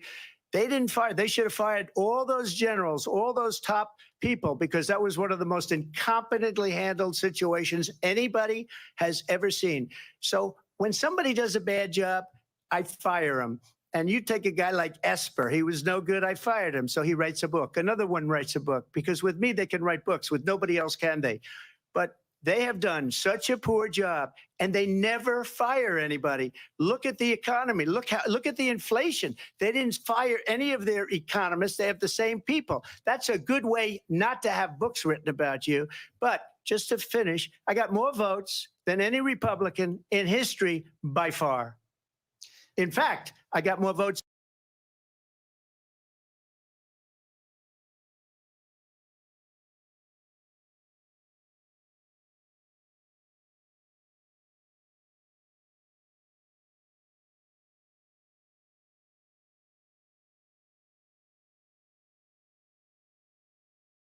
You say if things get out of control, you'd have no problem using the U.S. With local military. police, yes. You also said you would use local police. How would you deport 11 million undocumented immigrants? I know you believe that number is much higher. Take us through this. What does this look like? Will authorities be going door to door in this country? Yeah, it is much higher because of them. They allowed criminals, many, many millions of criminals. They allowed terrorists. They allowed common street criminals. They allowed people to come in, drug dealers, to come into our country. And they're now in the United States and told by their countries like Venezuela, don't ever come back or we're going to kill you. Do you know that crime in Venezuela and crime in countries all over the world is way down? You know why? Because they've taken their criminals off the street and they've given them to her to put into our country. And this will be one of the greatest mistakes in history for them to allow. And I think they probably did it because they think they're going to get votes, but it's not worth it.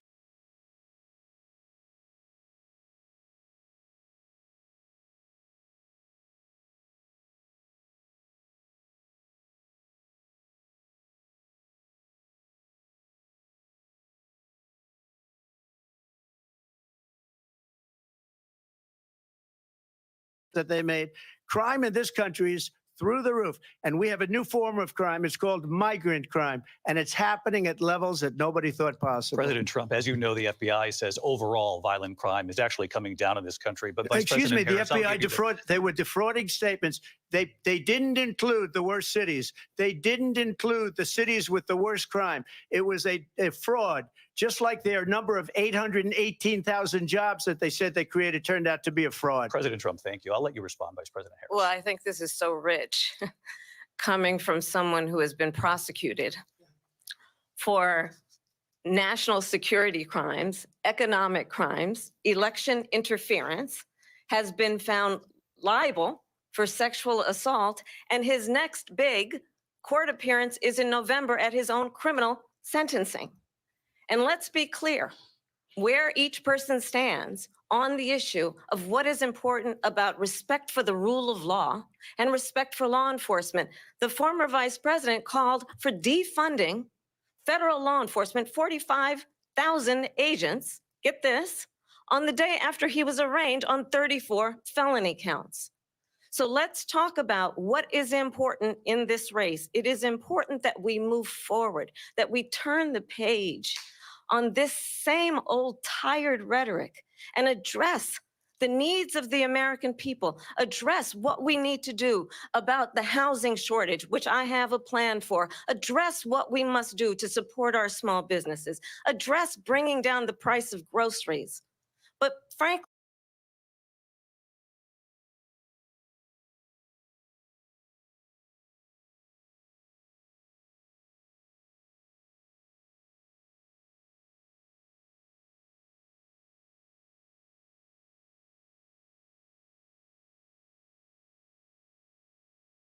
But those are cases, it's called weaponization. Never happened in this country. They weaponized the Justice Department. Every one of those cases was involved with the DOJ, from Atlanta and Fani Willis to the Attorney General of New York and the DA in New York. Every one of those cases. And then they say, oh, he's a criminal. They're the ones that made them go after me. By the way, Joe Biden was found essentially guilty on the documents case. And what happened in my documents case? They said, oh, that's the toughest of them all. A complete and total victory. 2 months ago, it was thrown out. It's weaponization, and they used it, and it's never happened in this country. They used it to try and win an election. They're fake cases. President Trump, thank you. A really quick response here, Vice President Harris, on this notion of weaponization of the Justice Department. Well, let's talk before it's taking place. The United States Supreme Court recently ruled that the former president would essentially be immune from any misconduct if he were to enter the White House again. Understand, this is someone who has openly said he would terminate, I'm quoting, terminate the Constitution of the United States, that he would weaponize the Department of Justice against his political enemies. Someone who has openly expressed disdain for members of our military. Understand what it would mean if Donald Trump were back in the White House with no guardrails, because certainly we know now the court won't stop him. We know J.D. Vance is not going to stop him. It's up to the American people Vice President to stop Harris, him. Thank you. Lindsay? Vice President Harris, in your last run for president.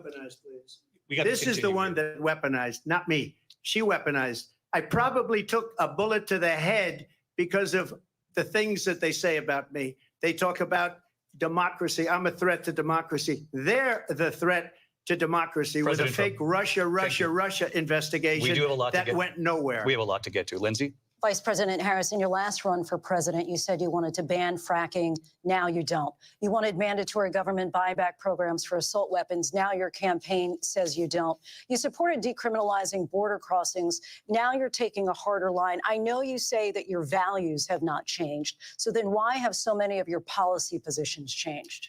So my values have not changed, and I'm going to discuss at least every point that you've made. But in particular, let's talk about fracking because we're here in Pennsylvania. I made that very clear in 2020.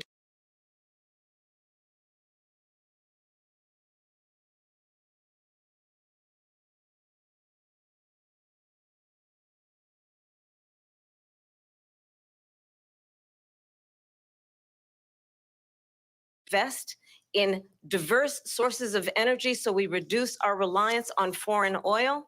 We have had the largest increase in domestic oil production in history because of an approach that recognizes that we cannot over-rely on foreign oil. As it relates to my values, let me tell you, I grew up a middle-class kid raised by a hardworking mother who worked and saved and was able to buy our first home when I was a teenager.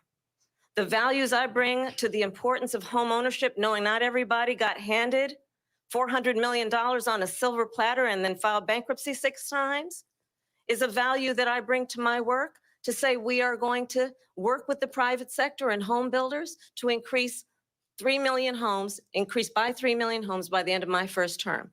My work that is related to having a friend when I was in high school who was sexually assaulted and children from violent crime is based on a value that is deeply grounded in the importance of standing up for those who are most vulnerable.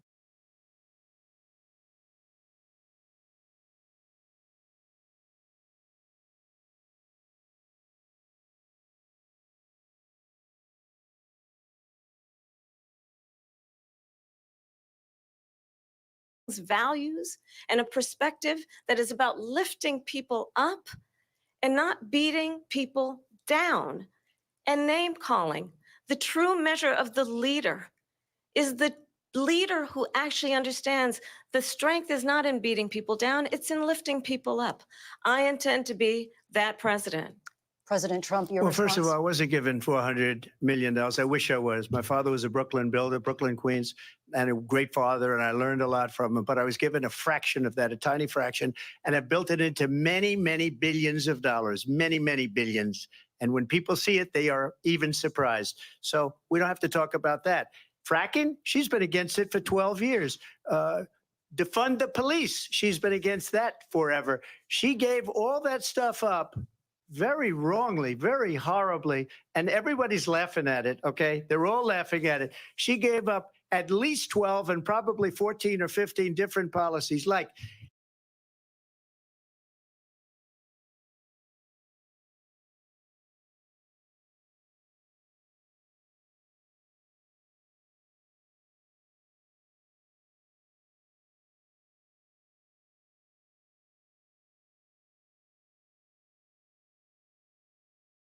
she went out and raised money to get him out of jail. She did things that nobody would ever think of. Now she wants to do transgender operations on illegal aliens that are in prison. This is a radical left liberal that would do this. She wants to confiscate your guns, and she will never allow fracking in Pennsylvania.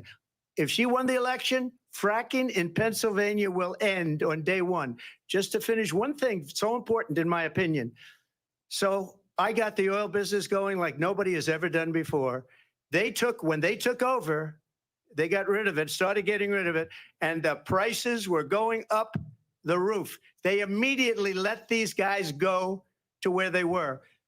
I would have been 5 times, 4 times, 5 times higher, because you're talking about 3.5 years ago. They got it up to where I was because they had no choice, because the prices of energy were quadrupling and doubling. You saw what happened to gasoline. So they said, let's go back to Trump. But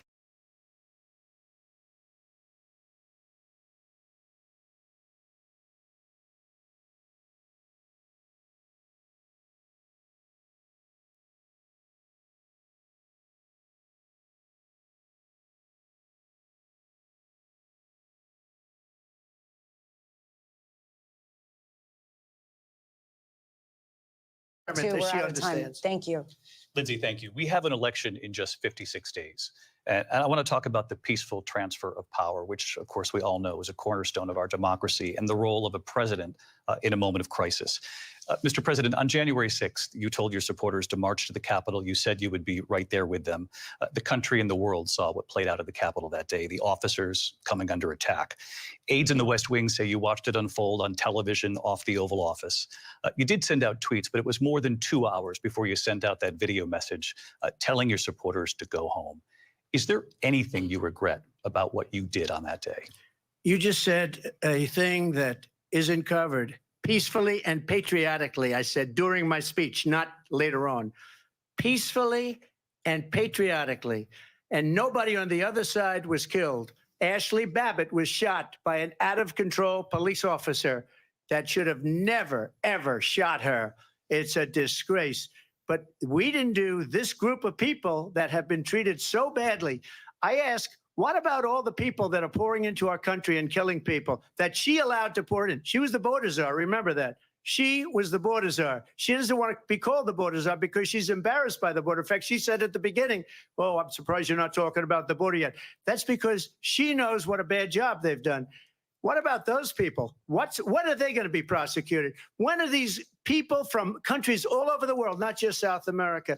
They're coming in from all over the world, David, all over the world. And crime rates are down all over the world because of it. But let me just one of those, David, one of those people.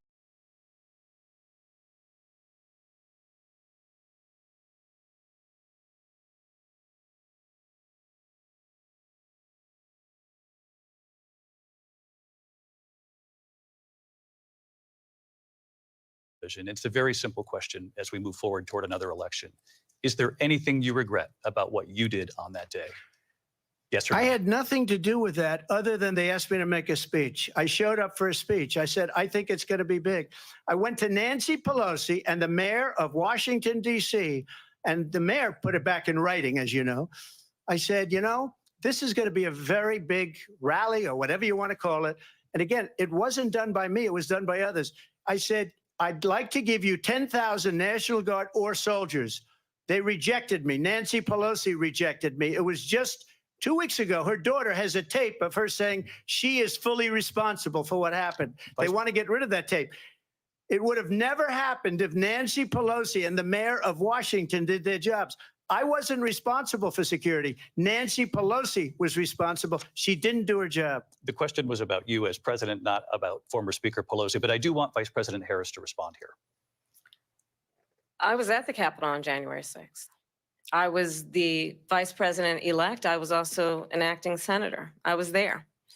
And on that day, the President of the United States incited a violent mob to attack our nation's capital, to desecrate our nation's capital. On that day, 140 law enforcement officers were injured, and some died. And understand, the former president has been indicted and impeached for exactly that reason. But this is not an isolated situation. Let's remember Charlottesville, where there was a mob of people carrying tiki torches.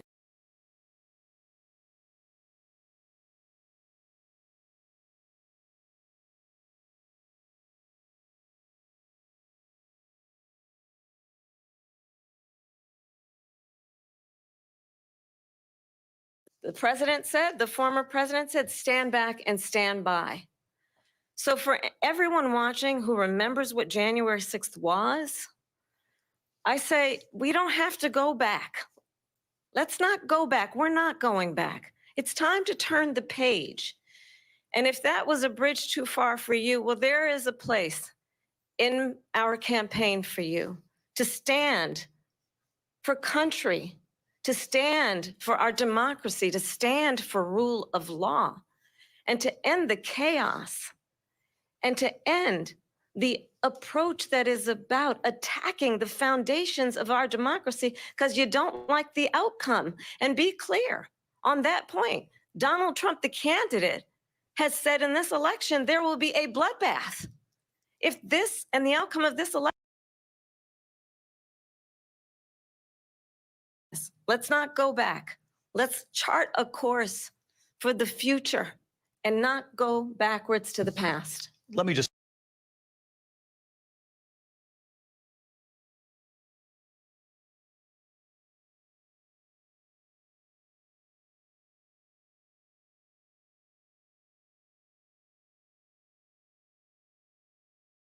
Jesse, all of these people, they covered it. If they go an extra sentence, they will see it was perfect. It was debunked in almost every newspaper, but they still bring it up, just like they bring 2025 up. They bring all of this stuff up. I ask you this, you talk about the Capitol. Why are we allowing these millions of people to come through on the southern border? How come she's not doing anything? And I'll tell you what I would do, and I would be very proud to do it. I would say we would both leave this debate right now. I'd like to see her go down to Washington, D.C. during this debate because we're wasting a lot of time. Go down to, because she's been so bad, it's so ridiculous.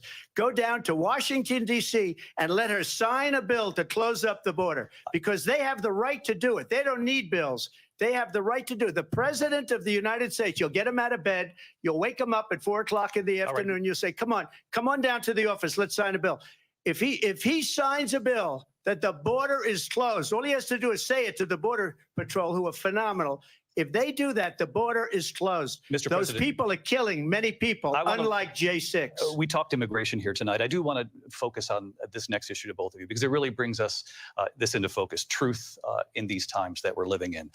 Mr. President, for 3.5 years after you lost the 2020 election, you repeatedly falsely claimed that you won, many times saying you won in a landslide. In the past couple of weeks leading up to this debate, you have said, quote, you lost by a whisker, that you, quote, didn't quite make it, that you came up a little bit short. I said that? Are you now acknowledging that you lost in 2020? No, I don't acknowledge that at all. But I you said did that say sarcastically. That. You know that. It was said, oh, we lost.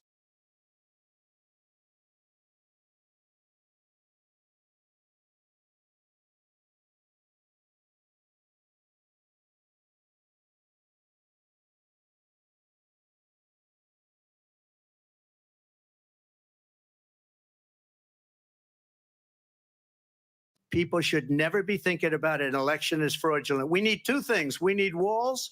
we need, and we have to have it. We have to have borders, and we have to have good elections. Our elections are bad. And a lot of these illegal immigrants coming in, they're trying to get them to vote. They can't even speak English. They don't even know what country they're in practically. And these people are trying to get them to vote. And that's why they're allowing them to come into our country. I did watch all of these pieces of video. I didn't detect the sarcasm, lost by a whisker. We didn't quite make it. And we should just point out here as clarification, and you know this, you and your allies, 60 cases in front of many judges, many of them Republican. No judge looked at it. And said they there was said no we didn't have widespread fraud. standing. That's the other thing. They said we didn't have standing, a technicality. Can you imagine a system where a person in an election doesn't have standing? The president of the United States doesn't have standing. That's how we lost.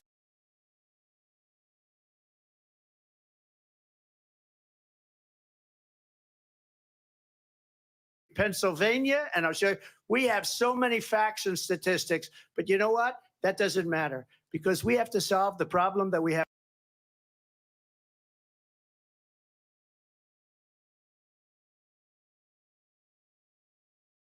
Decline. We have a nation that is dying, David. Mr. President, thank you. Vice President Harris, you heard the president there tonight. He said he didn't say that he lost by a whisker. So he still believes he did not lose the election that was won by President Biden and yourself.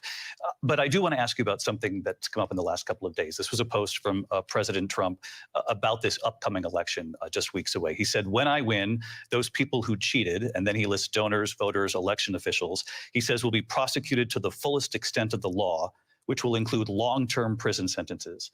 One of your campaign's top lawyers responded saying, we won't let Donald Trump intimidate us. We won't let him suppress the vote. Is that what you believe he's trying to do here? Donald Trump was fired by 81 million people. So let's be clear about that. And clearly he is having a very difficult time processing that. But we cannot afford to have a president of the United States who attempts, as he did,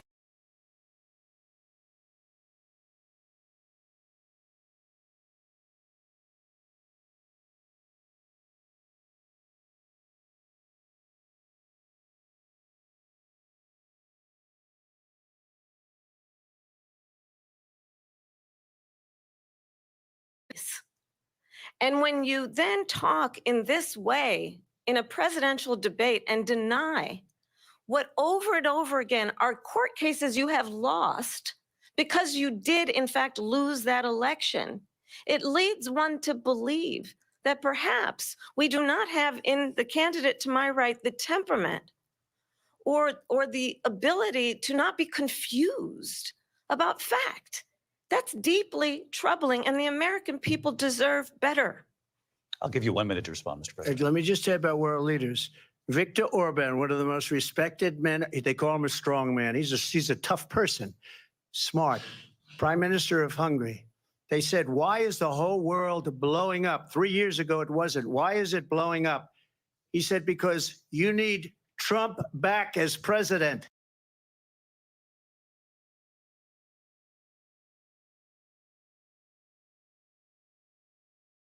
Afraid of him. Look at what's going on with North Korea, by the way. He said Russia was afraid of him. I ended the Nord Stream 2 pipeline, and Biden put it back on day one, but he ended the XL pipeline. The XL pipeline in our country, he ended that. But he let the Russians build a pipeline going all over Europe and heading into Germany, the biggest pipeline in the world. Look, Viktor Orban said it. He said the most respected, most feared person is Donald Trump. We had no problems when Trump was president, but when this weak, pathetic man that you saw at a debate just a few months ago, that if he weren't in that debate, he'd be running instead of her. She got no votes. He got 14 million votes. What you did, you talk about a threat to democracy. He got 14 million votes, and they threw him out of office. And you know what? I'll give you a little secret. He hates her. He can't stand her. But he got 14 million votes. They threw him out. She got 0 votes. And when she ran,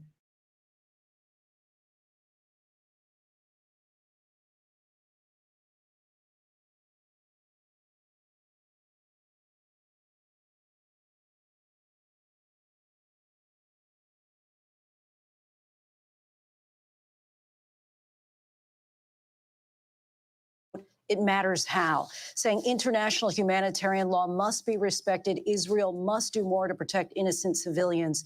You said that 9 months ago. Now an estimated 40,000 Palestinians are dead. Nearly 100 hostages remain. Just last week, Prime Minister Benjamin Netanyahu said there's not a deal in the making. President Biden has not been able to break through the stalemate. How would you do it? Well, let's understand how we got here. On October 7, Hamas, a terrorist organization, slaughtered 1,200 Israelis. Many of them young people who were simply attending a concert. Women were horribly raped. And so absolutely, I said then, I say now, Israel has a right to defend itself. We would. And how it does so matters, because it is also true, far too many innocent Palestinians have been killed. Children, mothers. What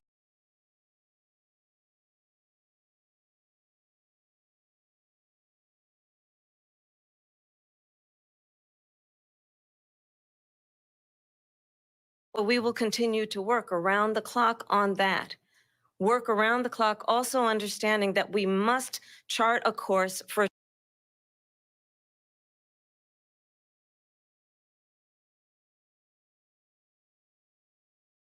equal measure for the Palestinians.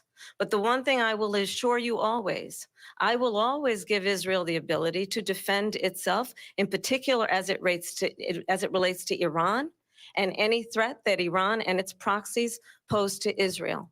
But we must have a two-state solution where we can rebuild Gaza, where the Palestinians have security, self-determination, and the dignity they so rightly deserve. President Trump, how would you negotiate with Netanyahu and also Hamas in order to get the hostages out and prevent the killing of more innocent civilians in Gaza? If I were president, it would have never started.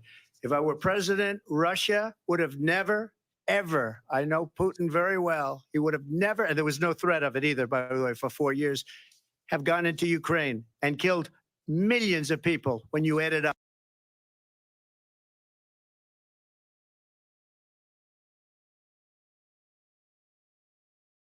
She wouldn't even meet with Netanyahu when he went to Congress to make a very important speech. She refused to be there because she was at a sorority party of hers. She wanted to go to the sorority party.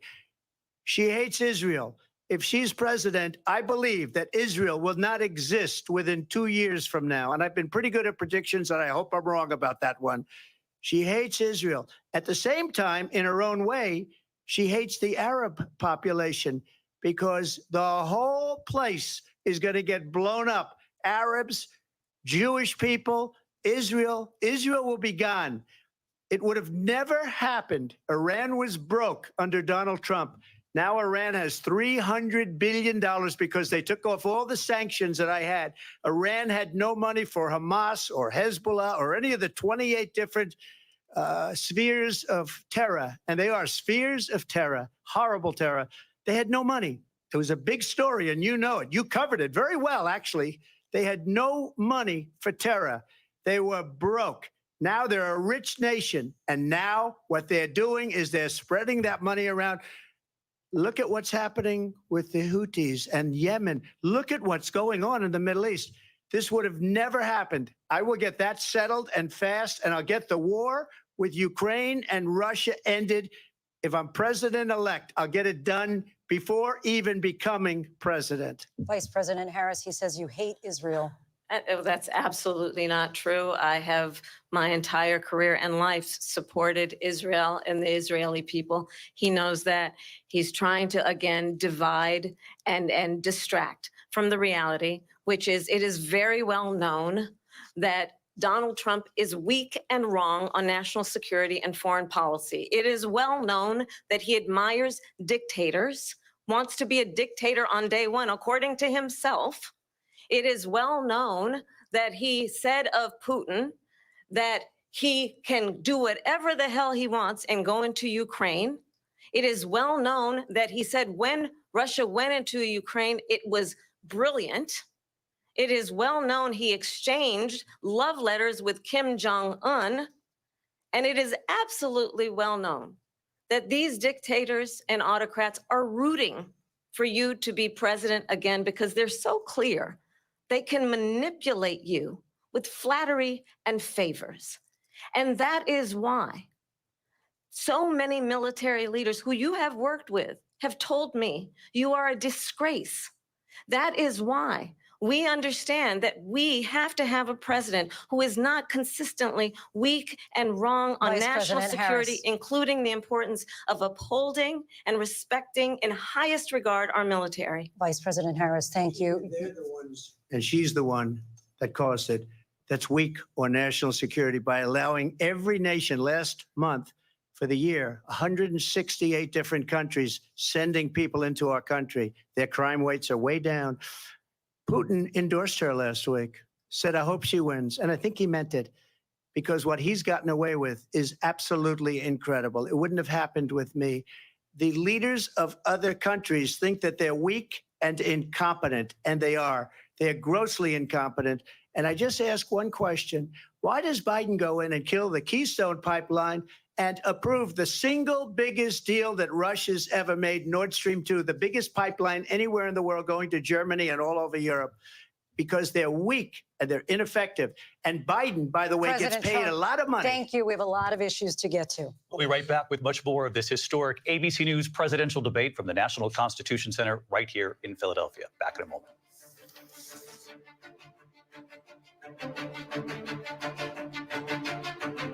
The ABC News presidential debate will continue after this.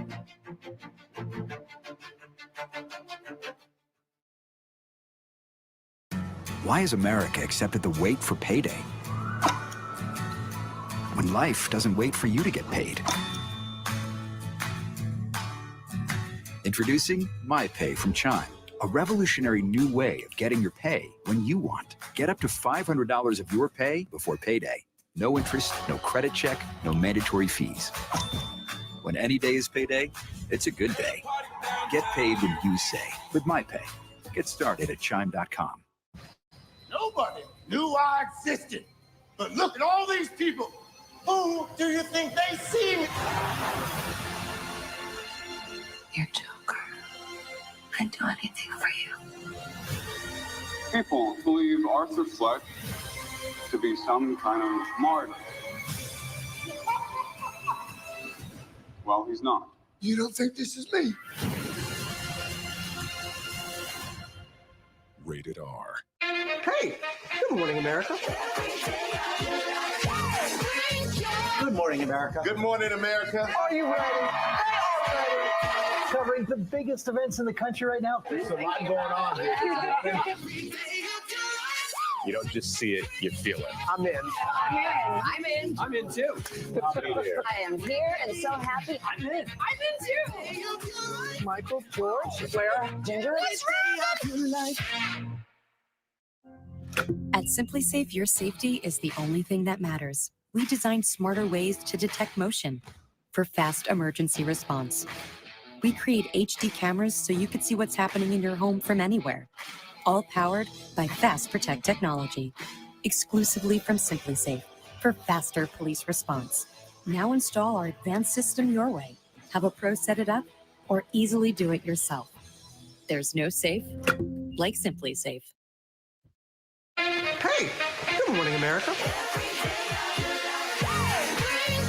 Good morning, America. Good morning, America. Are you ready?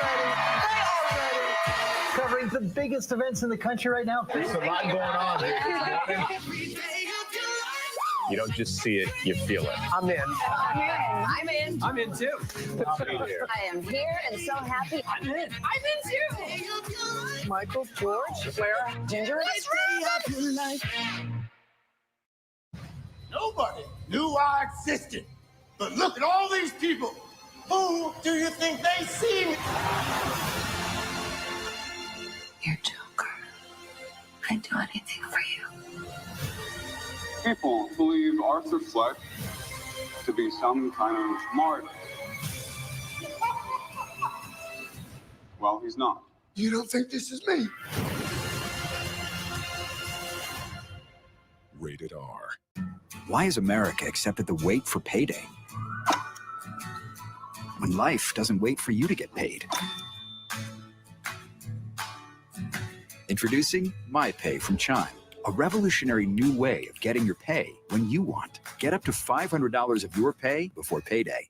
No interest, no credit check, no mandatory fees. When any day is payday, it's a good day. Get paid when you say with MyPay. Get started at chime.com. This is ABC News Live. The crush of families here in Poland. At refugee centers In Putin's Russia. On the ground in Ukraine, Close to the front line. from the capital, destructive Cat 4 storm. Here at Columbia University. Here in downtown Port-au-Prince. Let's go. ABC News Live, America's #1 streaming news. Anytime, anywhere. Streaming 24/7, straight to you for free. Thank you for making ABC News Live America's #1 streaming news. What does it take to be the most watched newscast in America? We are part of an operation. Is this our combat operations center? We're approaching the gate. Militants came in from. Hi, appreciate you. Thank you. Ismail, David. ABC's World News Tonight with David Muir is America's most watched newscast.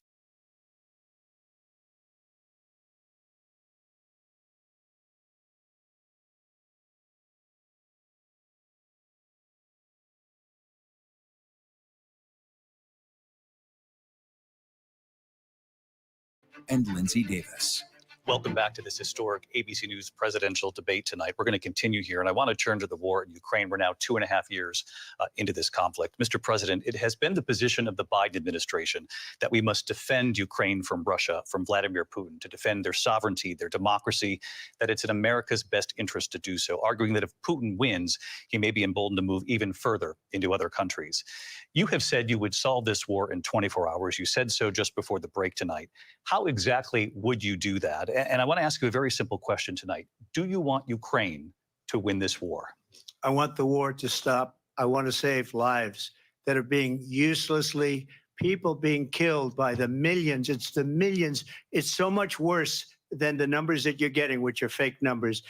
Look, we're in for 250 billion or more. Beneficiary to getting this thing done than we are. They're in for $150 billion less because Biden and you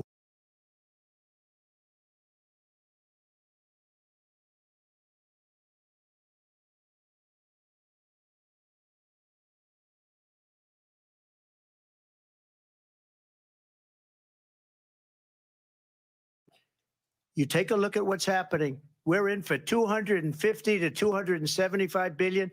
They're into 100 to 150. They should be forced to equalize. With that being said, I want to get the war settled. I know Zelensky very well, and I know Putin very well. I have a good relationship, and they respect your president, okay? They respect me. They don't respect Biden. How would you respect him? Why? For what reason?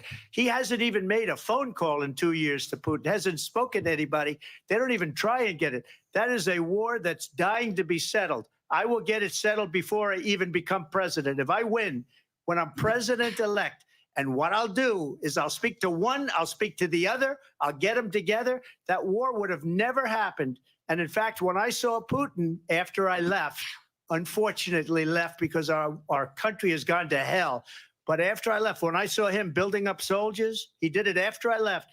I said, oh, he must be negotiating.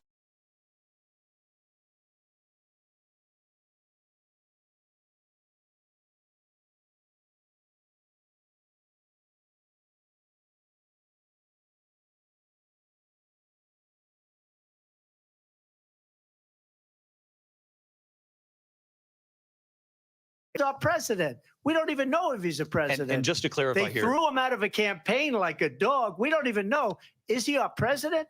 But we have a president, Mr. President, that doesn't know he's alive. your time is up. Just to clarify in the question, do you believe it's in the U.S. best interests for Ukraine to win this war? Yes or no? I think it's the U.S. best interest to get this war finished and just get it done. All right. Negotiate a deal, because we have to stop all of these human lives from being destroyed. I want to take this to Vice President Harris. I want to get your thoughts on support for Ukraine in this moment, but also as Commander-in-Chief, if elected, how would you deal with Vladimir Putin, and would it be any different from what we're seeing from President Biden? Well, first of all, it's important to remind the former president you're not running against Joe Biden, you're running against me. I believe the reason that Donald Trump says that this war would be over within 24 hours is because he would just give it up. And that actually met with Zelensky a few days before Russia invaded, tried through force to change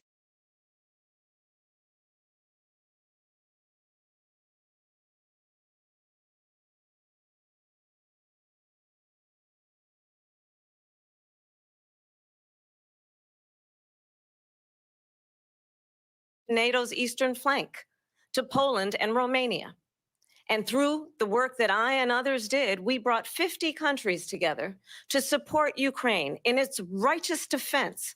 And because of our support, because of the air defense, the ammunition, the artillery, the javelins, the Abrams tanks that we have provided, Ukraine stands as an independent and free country. If Donald Trump were president, Putin would be sitting in Kyiv right now.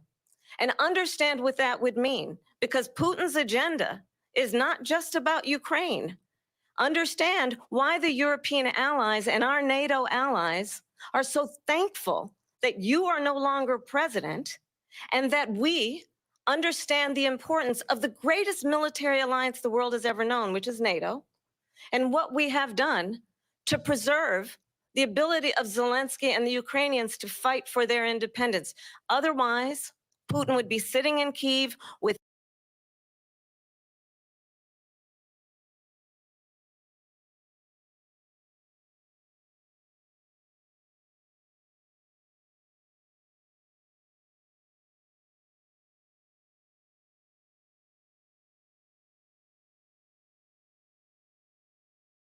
Thank you. We've heard from both of you on Ukraine tonight. Afghanistan came up in the last hour.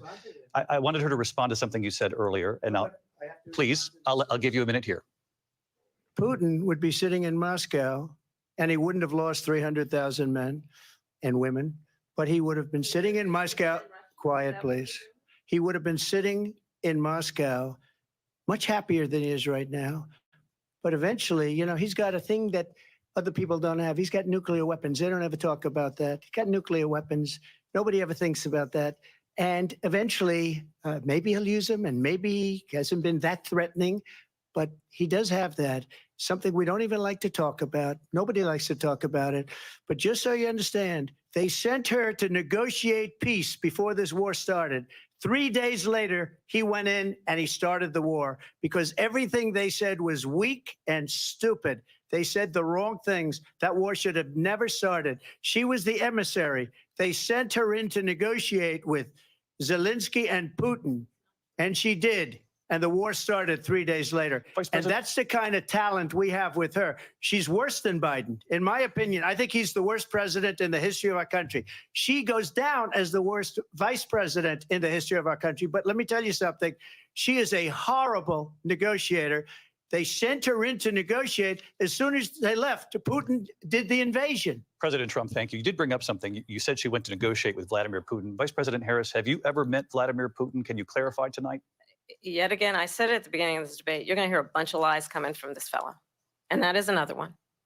When I went to meet with President Zelensky, I've now met with him over 5 times. The reality is it has been about standing as America always should, as a leader upholding international rules and norms, as a leader who shows strength, understanding that the alliances we have around the world are dependent on our ability to look out for our friends and not favor our enemies because you adore strong men instead of caring about democracy. And that is very much what is at stake here. The President of the United States is commander-in-chief. And the American people have a right to rely on a president who understands the significance of America's role and responsibility in terms of ensuring that there is stability and ensuring we stand up for our principles and not sell them for the benefit of personal flattery. We've talked about Ukraine and Vladimir Putin. I do want to talk about Afghanistan. It came up in the first hour of this debate. I want to move on to Afghanistan. Stoltenberg said Trump did the most amazing thing I've ever seen. He got these countries, the 28 countries at the time, to pay up. He said, I've never seen, he's the head of NATO. He said, I've never seen, for years, we were paying almost all of NATO. We were being ripped off by European nations, both on trade and on NATO. I got them to pay up by saying one of the statements you made before, if you don't pay, we're not going to protect you. President Otherwise, Trump. we would have never gotten it. He said it was one of the most incredible jobs that he's ever seen done. Thank you. I want to turn to Afghanistan. It came up in the first hour of the debate, and we witnessed a poignant moment today on Capitol Hill, honoring the soldiers who died in the chaotic withdrawal from Afghanistan. I do want to ask the Vice President, do you believe you bear any responsibility in the way that withdrawal played out? Well, I will tell you, I agreed with President Biden's decision to pull out of Afghanistan. 4 presidents said they would, and Joe Biden did. And as a result, America's taxpayers are not paying the $300 million a day we were paying for that endless war. And as of today, there is not one member of the United States military who is in active duty in a combat zone in any war zone around the world, the first time this century. But let's understand how we got to where we are. Donald Trump, when he was president, negotiated one of the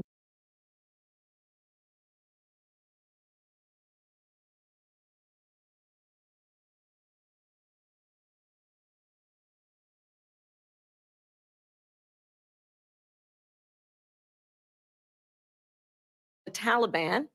The negotiation involved the Taliban getting 5,000 Taliban terrorists released. And get this, and the president at the time invited the Taliban to Camp David, a place of storied significance for us as Americans, a place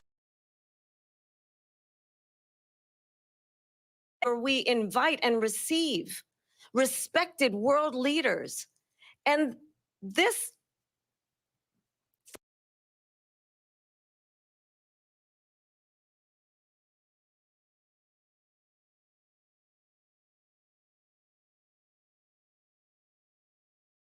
President of the United States to be commander-in-chief with a level of respect.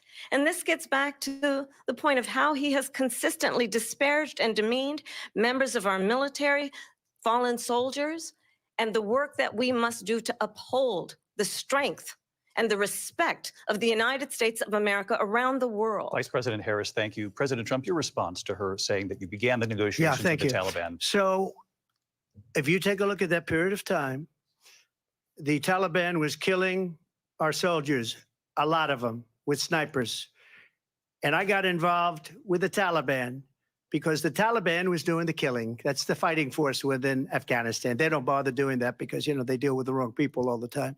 But I got involved. And Abdul is the head of the Taliban. He is still the head of the Taliban. And I told Abdul, don't do it anymore. You do it anymore, you're going to have problems.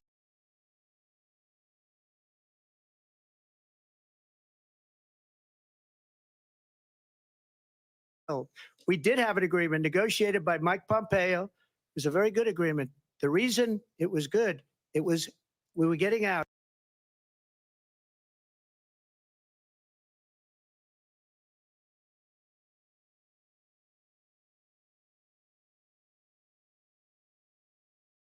And just to finish, they blew it. The agreement said you have to do this, this, this, this, this, and they didn't do it. They didn't do it. The agreement was terminated by us because they didn't do what they were supposed to do. I want to move on. And these people did the worst withdrawal, and in my opinion, the most embarrassing moment in the history of our country. And by the way, that's why Russia attacked Ukraine, because they saw how incompetent she and her boss are. President Trump, thank you. I want to move on now to race and politics in this country. Mr. President, you recently said of Vice President Harris, quote, "I didn't know she was black until a number of years ago when she happened to turn black, and now she wants to be known as black." I want to ask a bigger picture question here tonight. Why do you believe it's appropriate to weigh in on the racial identity of your opponent? I don't, and I don't care. I don't care what she is. I don't care. You make a big deal out of something. I couldn't care less. Whatever she wants to be is okay with me. But those were your words, so I'm I asking. don't know. I don't know. I mean, all I can say is I read where she was not black, that she put out, and I'll say that. And then I read that she was black, and that's okay. Either one was okay with me. That's up to her. That's up to her. Vice President Harris, your thoughts on this? I think it's, I mean, honestly, I think it's a tragedy that we have someone who wants to be president who has consistently, over the course of his career, attempted to use race to divide the American people. You know, I do believe that the vast majority of us know that we have so much more in common than what separates us, and we don't want this kind of approach that is just constantly trying to divide us, and especially by race. And let's remember how Donald Trump started. He was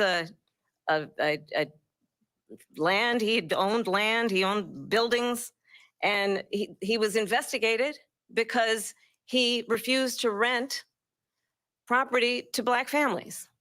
Let's remember, this is the same individual who took out a full-page ad in the New York Times calling for the execution of 5 young Black and Latino boys who were innocent, the Central Park 5. Took out a full-page ad calling for their execution. This is the same individual who spread birther lies about the first Black president of the United States.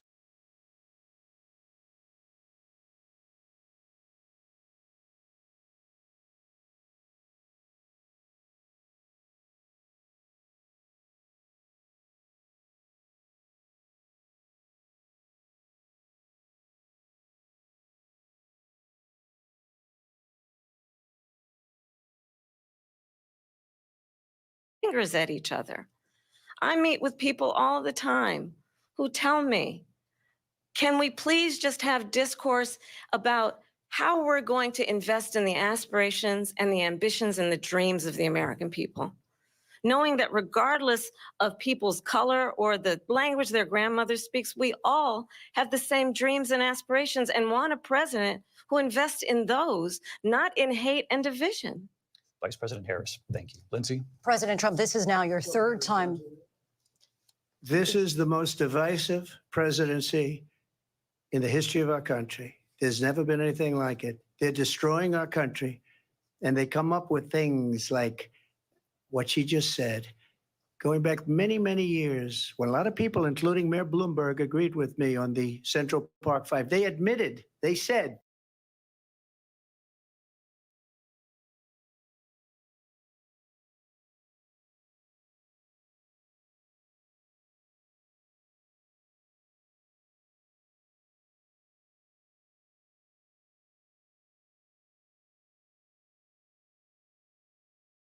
in the history of the world, and I'm going to build it again. It's going to be bigger, better, and stronger, but they're destroying our economy. They have no idea what a good economy is. Their oil policies, every single policy. And remember this, she is Biden. You know, she's trying to get away from Biden. I don't know the gentleman, she says. She is Biden. The worst inflation we've ever had, a horrible economy because inflation has made it so bad. And she can't get away with that. Thank you. Your time is up. I want to respond to that, though. I want to just respond briefly. Clearly, I am not Joe Biden, and I am certainly not Donald Trump. And what I do offer is a new generation of leadership for our country, one who believes in what is possible, one who brings a sense of optimism about what we can do instead of always disparaging the American people. I believe in what we can do to strengthen our small business.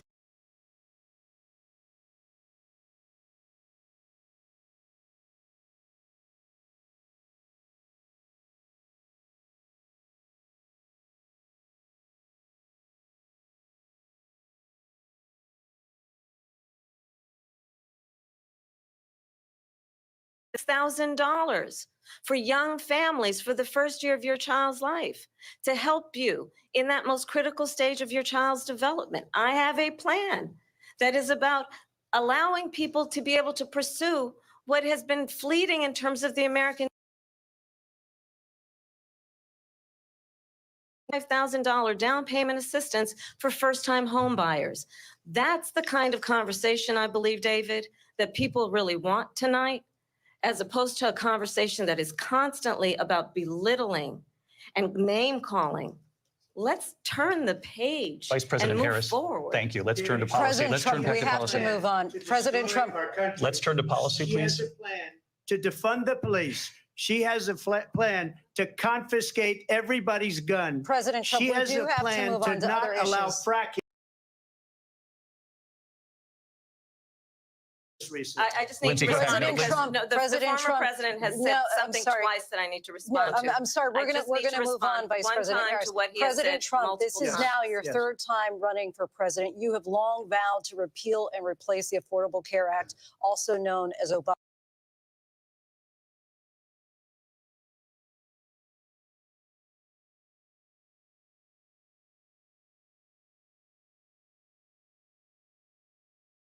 Do you have a plan, and can you tell us what it is? Obamacare was lousy health care, always was. It's not very good today.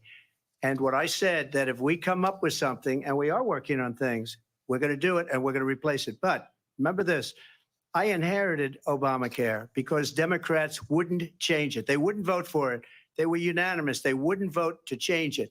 If they would have done that, we would have had a much better plan than Obamacare.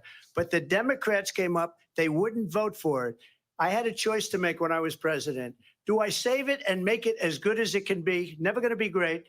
Or do I let it rot? And I felt I had an obligation, even though politically it would have been good to just let it rot and let it go away. I decided, and I told my people, the top people, and they're very good people. I have a lot of good people in that administration.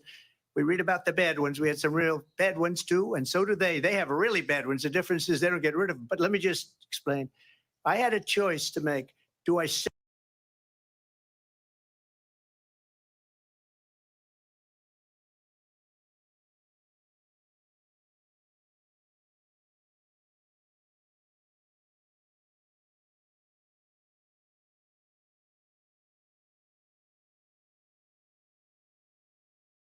money and be better health care than Obamacare, then I would absolutely do it. But until then, I'd run it as good as it can be run. So just a yes or no, you still do not have a plan. I have concepts of a plan. I'm not president right now. But if we come up with something, I would only change it if we come up with something that's better and less expensive. And there are concepts and options we have to do that. And you'll be hearing about it in the not too distant future. Vice President Harris, in 2017, you supported Bernie Sanders' proposal to do away with private insurance and create a government-run healthcare system. 2 years later, you proposed a plan that included a private insurance option. What is your plan today? Well, first of all, I absolutely support, and over the last 4 years as vice president, private healthcare options. But what we need to do is maintain and grow the Affordable Care Act. But I'll get to that, Lindsay. I just need to respond to a previous point that the former president has made. I've made very clear my position on fracking. And then this business about taking everyone's guns away. Tim Walz and I are both gun owners. We're not taking anybody's guns away. So stop with the continuous lying about this stuff. As it relates to the Affordable Care Act, understand, just look at the history to know where people stand. When Donald Trump was president, 60 times he tried to get rid of the Affordable Care Act. 60 times. I was a senator at the time when I will never forget the early morning hours when it was up for a vote in the United States Senate. And the late, great John McCain, who you have disparaged as being, you don't like him, you said at the time, because he got caught. He was an American hero. The late, great John McCain, I will never forget that night, walked onto the Senate floor and said, no, you don't. No, you don't. No, you don't get rid of the Affordable Care Act. You have no plan. And what the Affordable Care Act has done is eliminate the ability of insurance companies to deny people with pre-existing conditions. I don't have to tell the people watching tonight, you remember what that was like? Remember when an insurance company could deny if a child had asthma, if someone was a breast cancer survivor, if a grandparent had diabetes? And thankfully, as I've been vice president and we over the last 4 years have strengthened the Affordable Care Act, we have allowed for the first time Medicare to negotiate drug prices on behalf of you, the American people. Donald Trump said he was going to allow Medicare to negotiate drug prices. He never did. We did. And now we have capped the cost of insulin at $35 a month. Since I've been vice president, we have capped the cost of prescription medication for seniors at $2,000 a year. And when I am president, We will do that for all people, understanding that the value I bring to this is that access to health care should be a right and not just a privilege of those who can afford it. And the plan has to be to strengthen the Affordable Care Act, not get rid of it. Vice Past is President prologue Harris, thank in terms you. of where Donald Trump stands on that. I want to move to an issue that's important for a She lot made a mistake. Number one, John McCain fought Obamacare for 10 years. But it wasn't only him. It were all of the Democrats that kept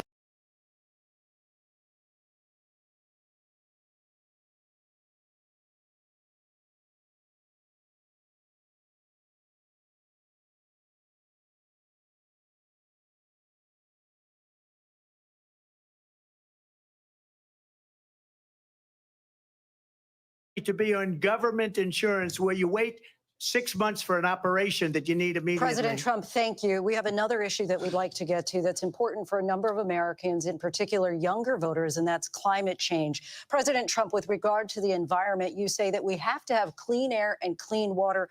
Vice President Harris, you call climate change an existential threat. The question to you both tonight is, what would you do to fight climate change? And Vice President Harris, we'll start with you. 1 minute for you each. Well, the former president had said that climate change is a hoax.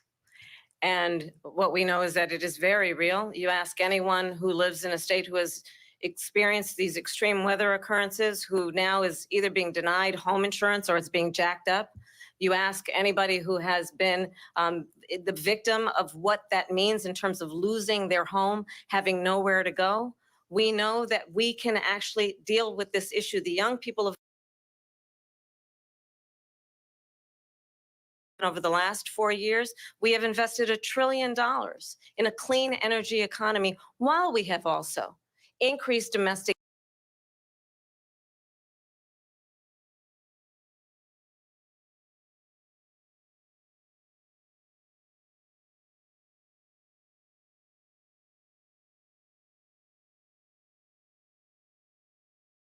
jobs. He lost manufacturing jobs.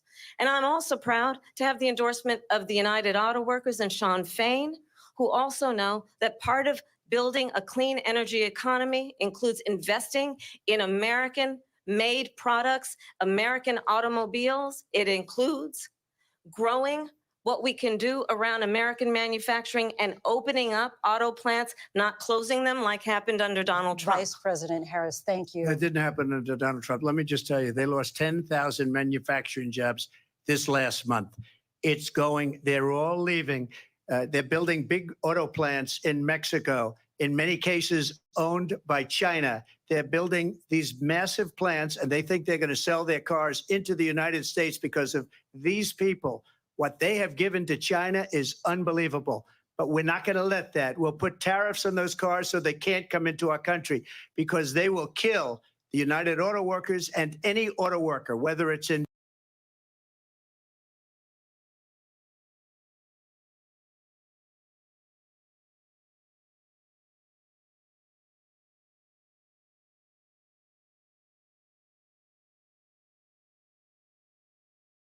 he's afraid to do it. Between him and his son, they get all this money.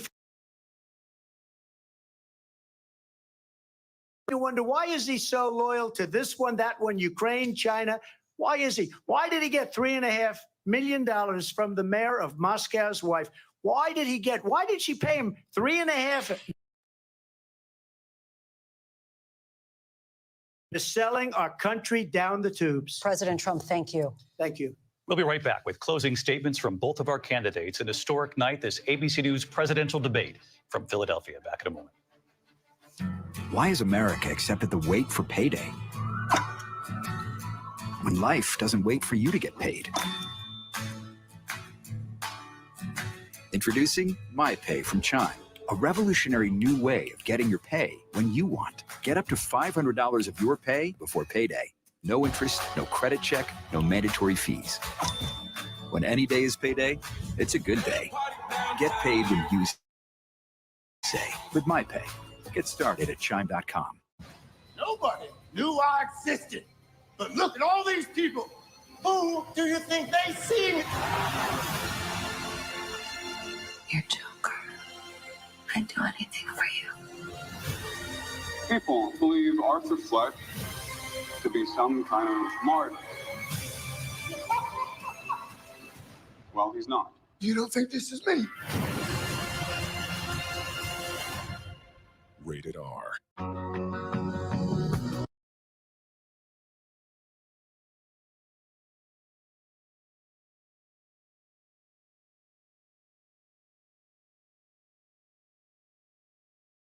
Much for all your support. You guys have been the best family to be whole again. Cheers to a great adventure.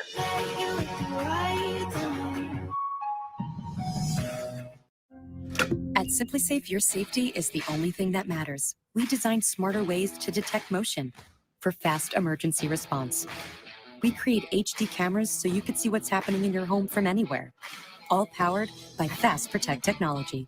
Exclusively from Simply Safe for faster police response. Now install our advanced system your way. Have a pro set it up or easily do it yourself. There's no safe like Simply Safe.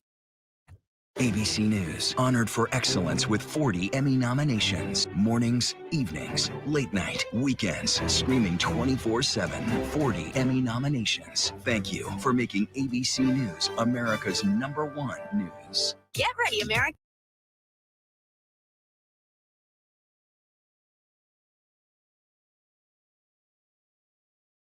Stuff. Yes! And save big time, too. The right stuff. Fridays on GMA. You're going to love it.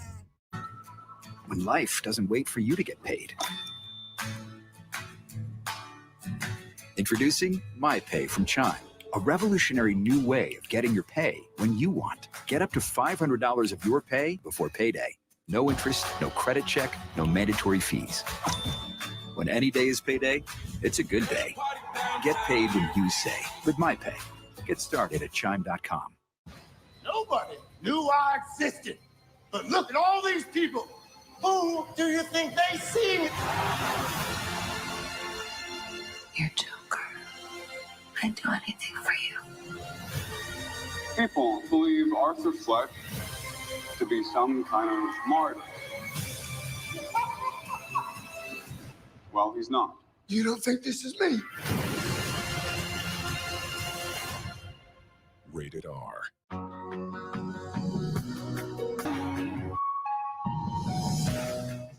What does it take to be the most watched newscast in America?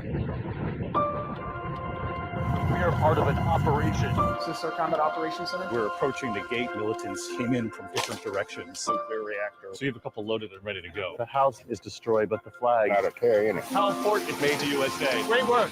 Hi, appreciate you. Thank you. Ismail? David. David. I'm David Muir. I know who you are. You Watch do? you every night. ABC's World News Tonight with David Muir is America's via Pennsylvania. Here again, David Muir and Lindsay Davis.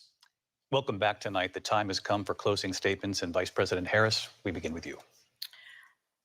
So I think you've heard tonight two very different visions for our that is focused on the past and an attempt to take us backward. But we're not going back. And I do believe that the American people know we all have so much more in common than what separates us. And we can chart a new way forward.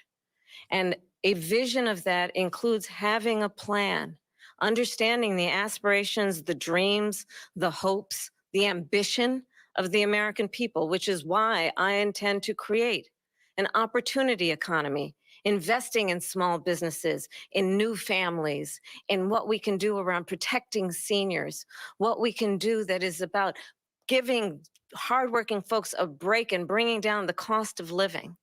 I believe in what we can do together that is about sustaining America's standing in the world and ensuring that we have the respect that we so rightly deserve, including respecting our military and ensuring we have the most lethal fighting force in the world. I will be a president that will protect our fundamental rights and freedoms, including the right of a woman to make decisions about her own body and not have her government tell her what to do. I'll tell you, I started my career as a prosecutor. I was a DA, I was an attorney general, a United States senator, and now vice president. I've only had one client, the people. And I'll tell you, as a prosecutor, I never asked a victim or a witness, are you a Republican or a Democrat? The only thing I ever asked them, are you okay? And that's the kind of president we need right now.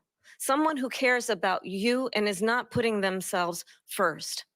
I intend to be a president for all Americans and focus on what we can do over the next 10 and 20 years to build back up our country by investing right now in you, the American people. Vice President Harris, thank you. President Trump? So she just started by saying she's going to do this, she's going to do that, she's going to do all these wonderful things. Why hasn't she done it? She's been there for 3.5 years. 3.5 years to create jobs and all the things we talked about. Why hasn't she done it? She should leave right now, go down to that beautiful White House, go to the Capitol, get everyone together and do the things you want to do, but you haven't done it and you won't do it because you believe in things that the American people don't believe in.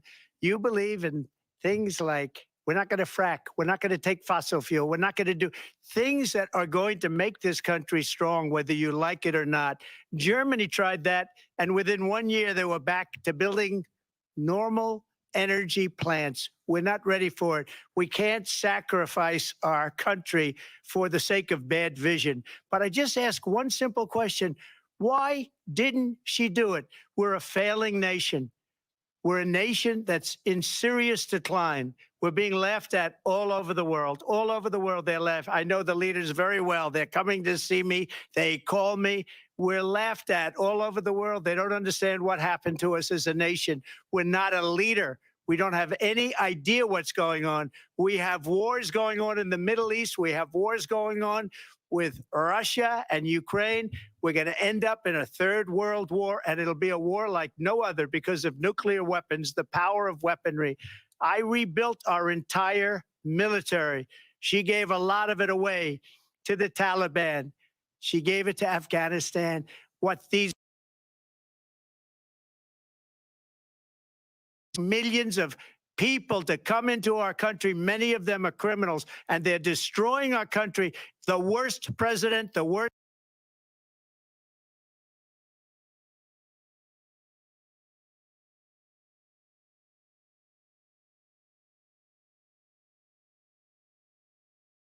Davis. And I'm David Muir. Thank you for watching here in the U.S. and all over the world, and from all of us here at ABC News. Good night.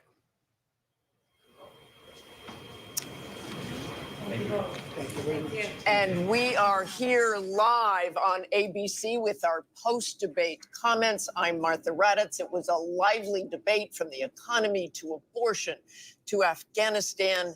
They had it all, and it was historic, John Karl, fiery. Wow. Wow. Wow. That was that.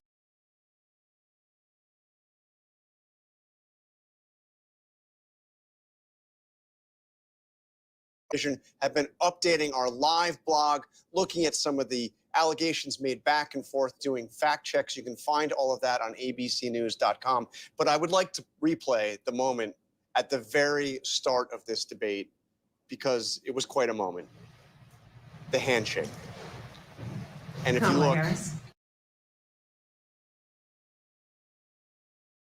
in a moment, first of all, because we hadn't seen a handshake. We hadn't seen a handshake in a long time. She initiated that one. And Yeah, she did. not only did she initiate it, she walked over to him and sought him out, put the hands out, and also made the first words. And probably had a plan if he hadn't put his hand out either. Interesting. So Martha, bottom line, what did you think? I think clearly what Kamala Harris wanted to do was be the candidate of hope. 4 minutes, I think we saw him going from very serious at the beginning, never really seemed to look at her, to just angry. I mean, really yelling at some points, trying to make his points. I don't think we heard a lot of policy and plans on either side of that, despite those questions over and over again. But what you had was that optic. You had Kamala Harris looking over, baiting him again and again and again. The microphones were muted. watch Donald Trump get mad, scowl through things. And, you know, John, we were all talking leading up to this about how this would go, what Donald Trump you would see. I think he had a plan for talking about what he saw as a next term, but then he was talking about rumors about people eating their neighbors' pets. So it really devolved into that. I mean, look, Kamala Harris didn't really explain some of the big questions that were out there about why she changed her policy views on so many things. Part of the reason is Donald Trump really was not effective in bringing the debate to her. I agree with you. I think that he looked not just angry, but also rattled.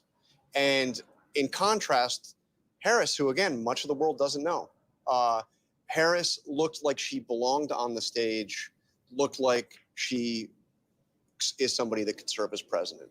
And that is certainly how the campaign is feeling tonight. I can tell you the Harris campaign feels very good. They feel they had a very strong night, that she was in command, that she did look presidential, and that she was able, they feel, to hold Donald Trump accountable for his actions. And of course, that was their goal going into this, that she would be able to put Donald Trump's record under a microscope. And they feel that the strongest example of that was that exchange on abortion, where she was able really to blame Donald Trump directly to his face. I mean, she said, what you are putting women through is unconscionable. Yes, she goaded him. She flat out trolled him many times, got him off message, but she also talked directly to voters, even inviting them to a Trump rally to underscore that central argument in her campaign that she says he's only out for himself, that she argues she's out for the American people. Rachel?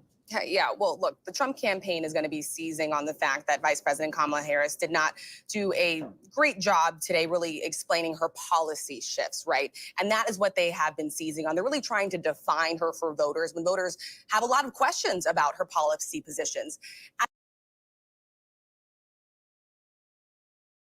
Harris said tonight got under Trump's skin. And that is exactly what his allies and his advisors did not want to see. I can tell you, I do not think that part of Donald Trump's debate prep was people eating dogs in Springfield or comparing rally sizes. They wanted him to stay focused on the issues, especially the ones that he has an edge on: Harris, economy and immigration. I mean, you want to get under Donald Trump's skin, you question the people at his rallies. And that was something else. Martha, you have? I have with us right now Governor Tim Walz, of course, the Democratic vice presidential candidate.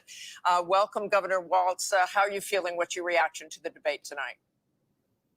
Martha, I'm feeling great because what I knew, and I think so many knew, and now many Americans know, is you saw a president for all America in Kamala Harris. You saw the confidence, you saw the vision, you saw the poise, and you saw the compassion for people, understanding she spoke about an economy that moves us forward, moves all of us forward, lets everybody be a part of it. And she continued to lay that out, whether it's reproductive freedom or how we start small businesses or making home ownership easier. And on the other side, you saw a nearly 80-year-old Donald Trump, angry, unhinged, and as you've been discussing, talking about things that are deeply concerning because they make no impact on the American public. He shouldn't be anywhere near the White House. And I have to tell you, if it weren't so dangerous, it reminds you of an old man yelling at the clouds. That was his thing. Get off my yard. That's what he did. Contrast that with the voice of Harris laying out the question for everything that matters. So I think the whole country can see what happened tonight. We'll keep pushing forward. That's the way that the country wants to see our politics be. She laid it out clearly. Donald Trump brought nothing tonight.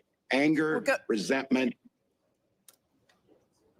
Governor Walz, I do want to ask you, she did not answer questions on abortion restrictions. She never really answered that question. Can you clear that up where the Harris-Walz ticket stands on that?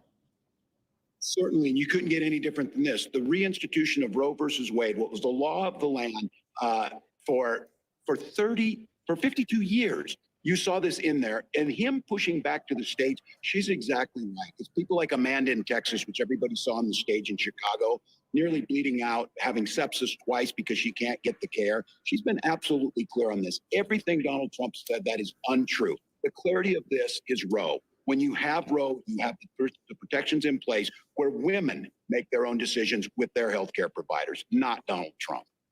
Okay, thanks so very much for joining us, Governor Walz. John?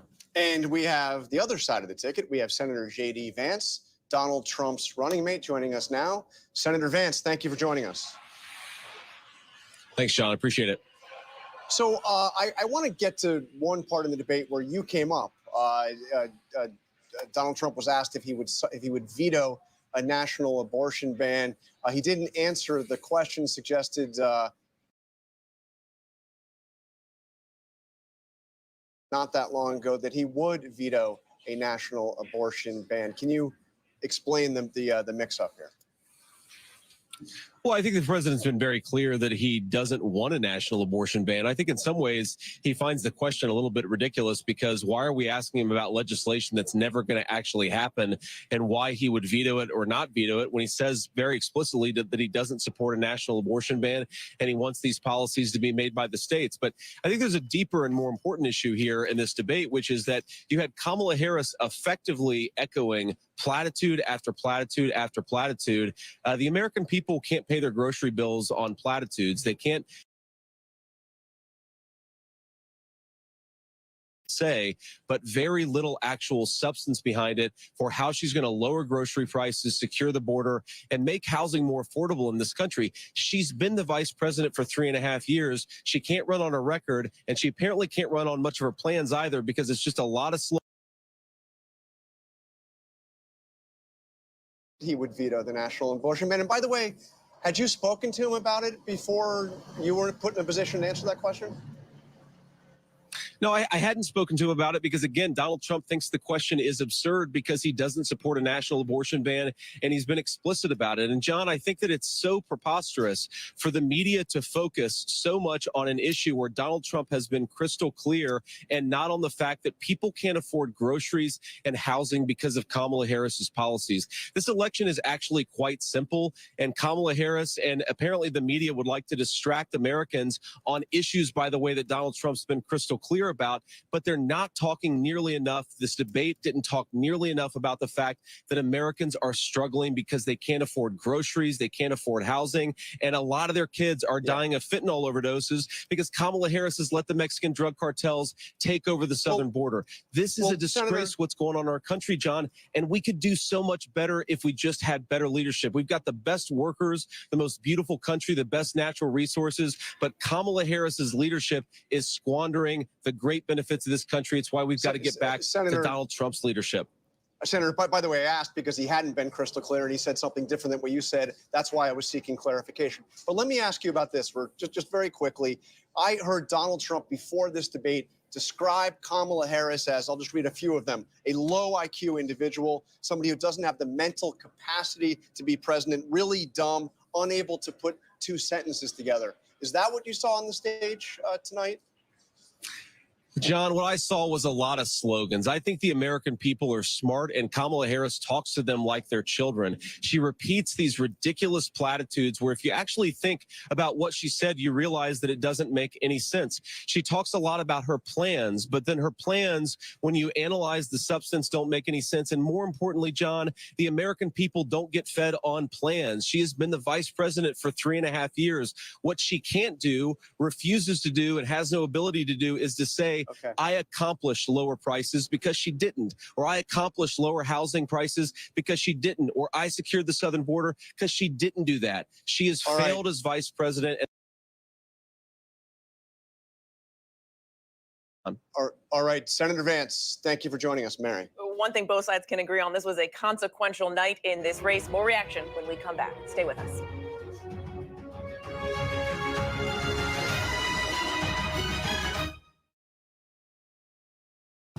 Nobody knew I existed.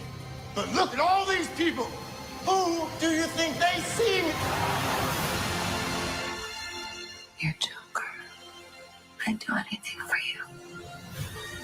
People believe Arthur Fleck to be some kind of martyr. Well, he's not. You don't think this is me? Rated R. Why has America accepted the wait for payday when life doesn't wait for you to get paid? Introducing MyPay from Chime, a revolutionary new way of getting your pay when you want. Get up to $500 of your pay before payday. No interest, no credit check, no mandatory fees. When any day is payday, it's a good day. Get paid when you say with MyPay. Get started at Chime.com. What does it take to be the most watched newscast in America? We are part of an operation. Is this our combat operations center? We're approaching the gate. Militants came in from different directions. Nuclear reactor. So you have a couple loaded and ready to go. The house is destroyed. It's made to USA. Great work. Hi, appreciate you. Thank you. Ismail? David. I'm David Muir. I know who you are. You Watch do? you every night. ABC's World News Tonight with David Muir is America's most watched newscast.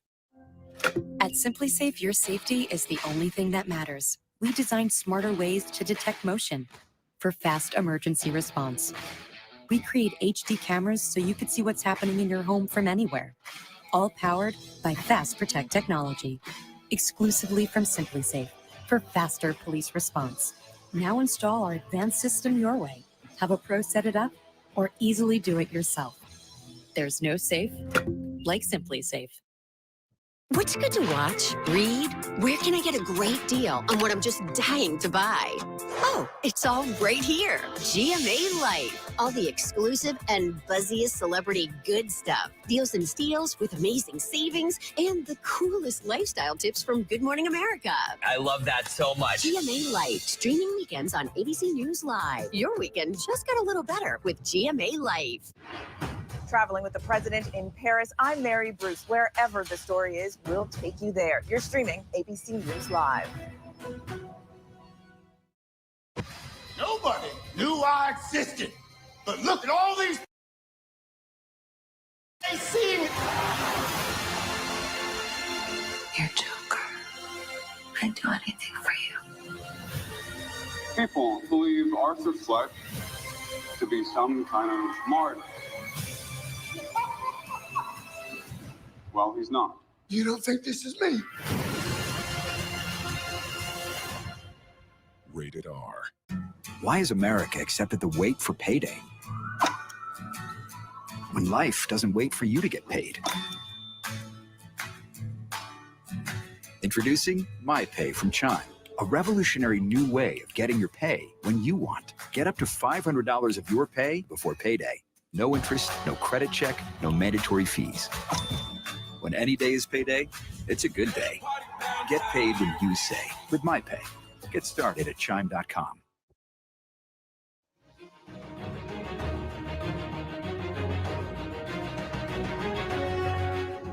We're back now here at the National Constitution Center in Philadelphia and with Chris Christie. So, Governor Christie, you heard the debate, remarkable debate. Bottom line, what'd you think? She was exquisitely well prepared. She laid traps and he chased every rabbit down every hole instead of talking about the things that he should have been talking about. This is the difference between someone who's well prepared and someone who's unprepared. Whoever did debate prep for Donald Trump should be fired. He was not good tonight at all. And what Harris did was what she had to do, which was to prove that she belonged on that stage. She has a voice that wants to try to unite the country. And Donald Trump spent more time talking about people eating pets, people at his rallies, and whether he had more or less than he did about the economy. And that is a huge fail tonight. I think what we're going to see is that Kamala Harris is now being seen by a lot of voters as a potential president. That's what she needed to accomplish tonight. Trump better get to work or he's going to lose this election. Characteristically blunt assessment from Governor Chris Christie. Thank you, Governor. Mary? All right, let's go to former DNC Chair Donna Brazile. So, Donna, you have certainly studied many a debate in your career. As I've ever seen in my life. And I've seen a lot, and I've helped a lot of people prepare for these big moments. She met the moment. She sees the opportunity to tell the American people what she would do during her 4 years. She commanded the issues, and she did not allow the former president to bait her. Instead, she led the way forward. She turned the page, and I think this race is about to get even more interesting now. We will see if it moves the needle, Donna. Thank you. All right, over to the other side now. Former RNC Chair Reince Priebus. All right, Reince, the Harris campaign says they want another debate. If you were advising the Trump campaign, would you tell them to do it? Sure, I would tell him to do it.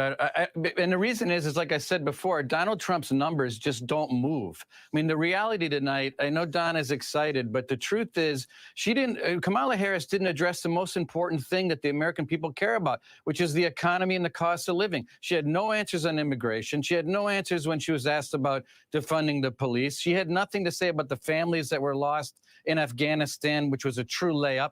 She should have been fact-checked a lot more on some of the things she said in regard to this comment about a bloodbath, which was about the auto industry. So look, I think a lot of things were not said tonight that she needed to say in order to move the numbers. And I don't think Donald Trump's numbers move at all. They haven't moved at all for months.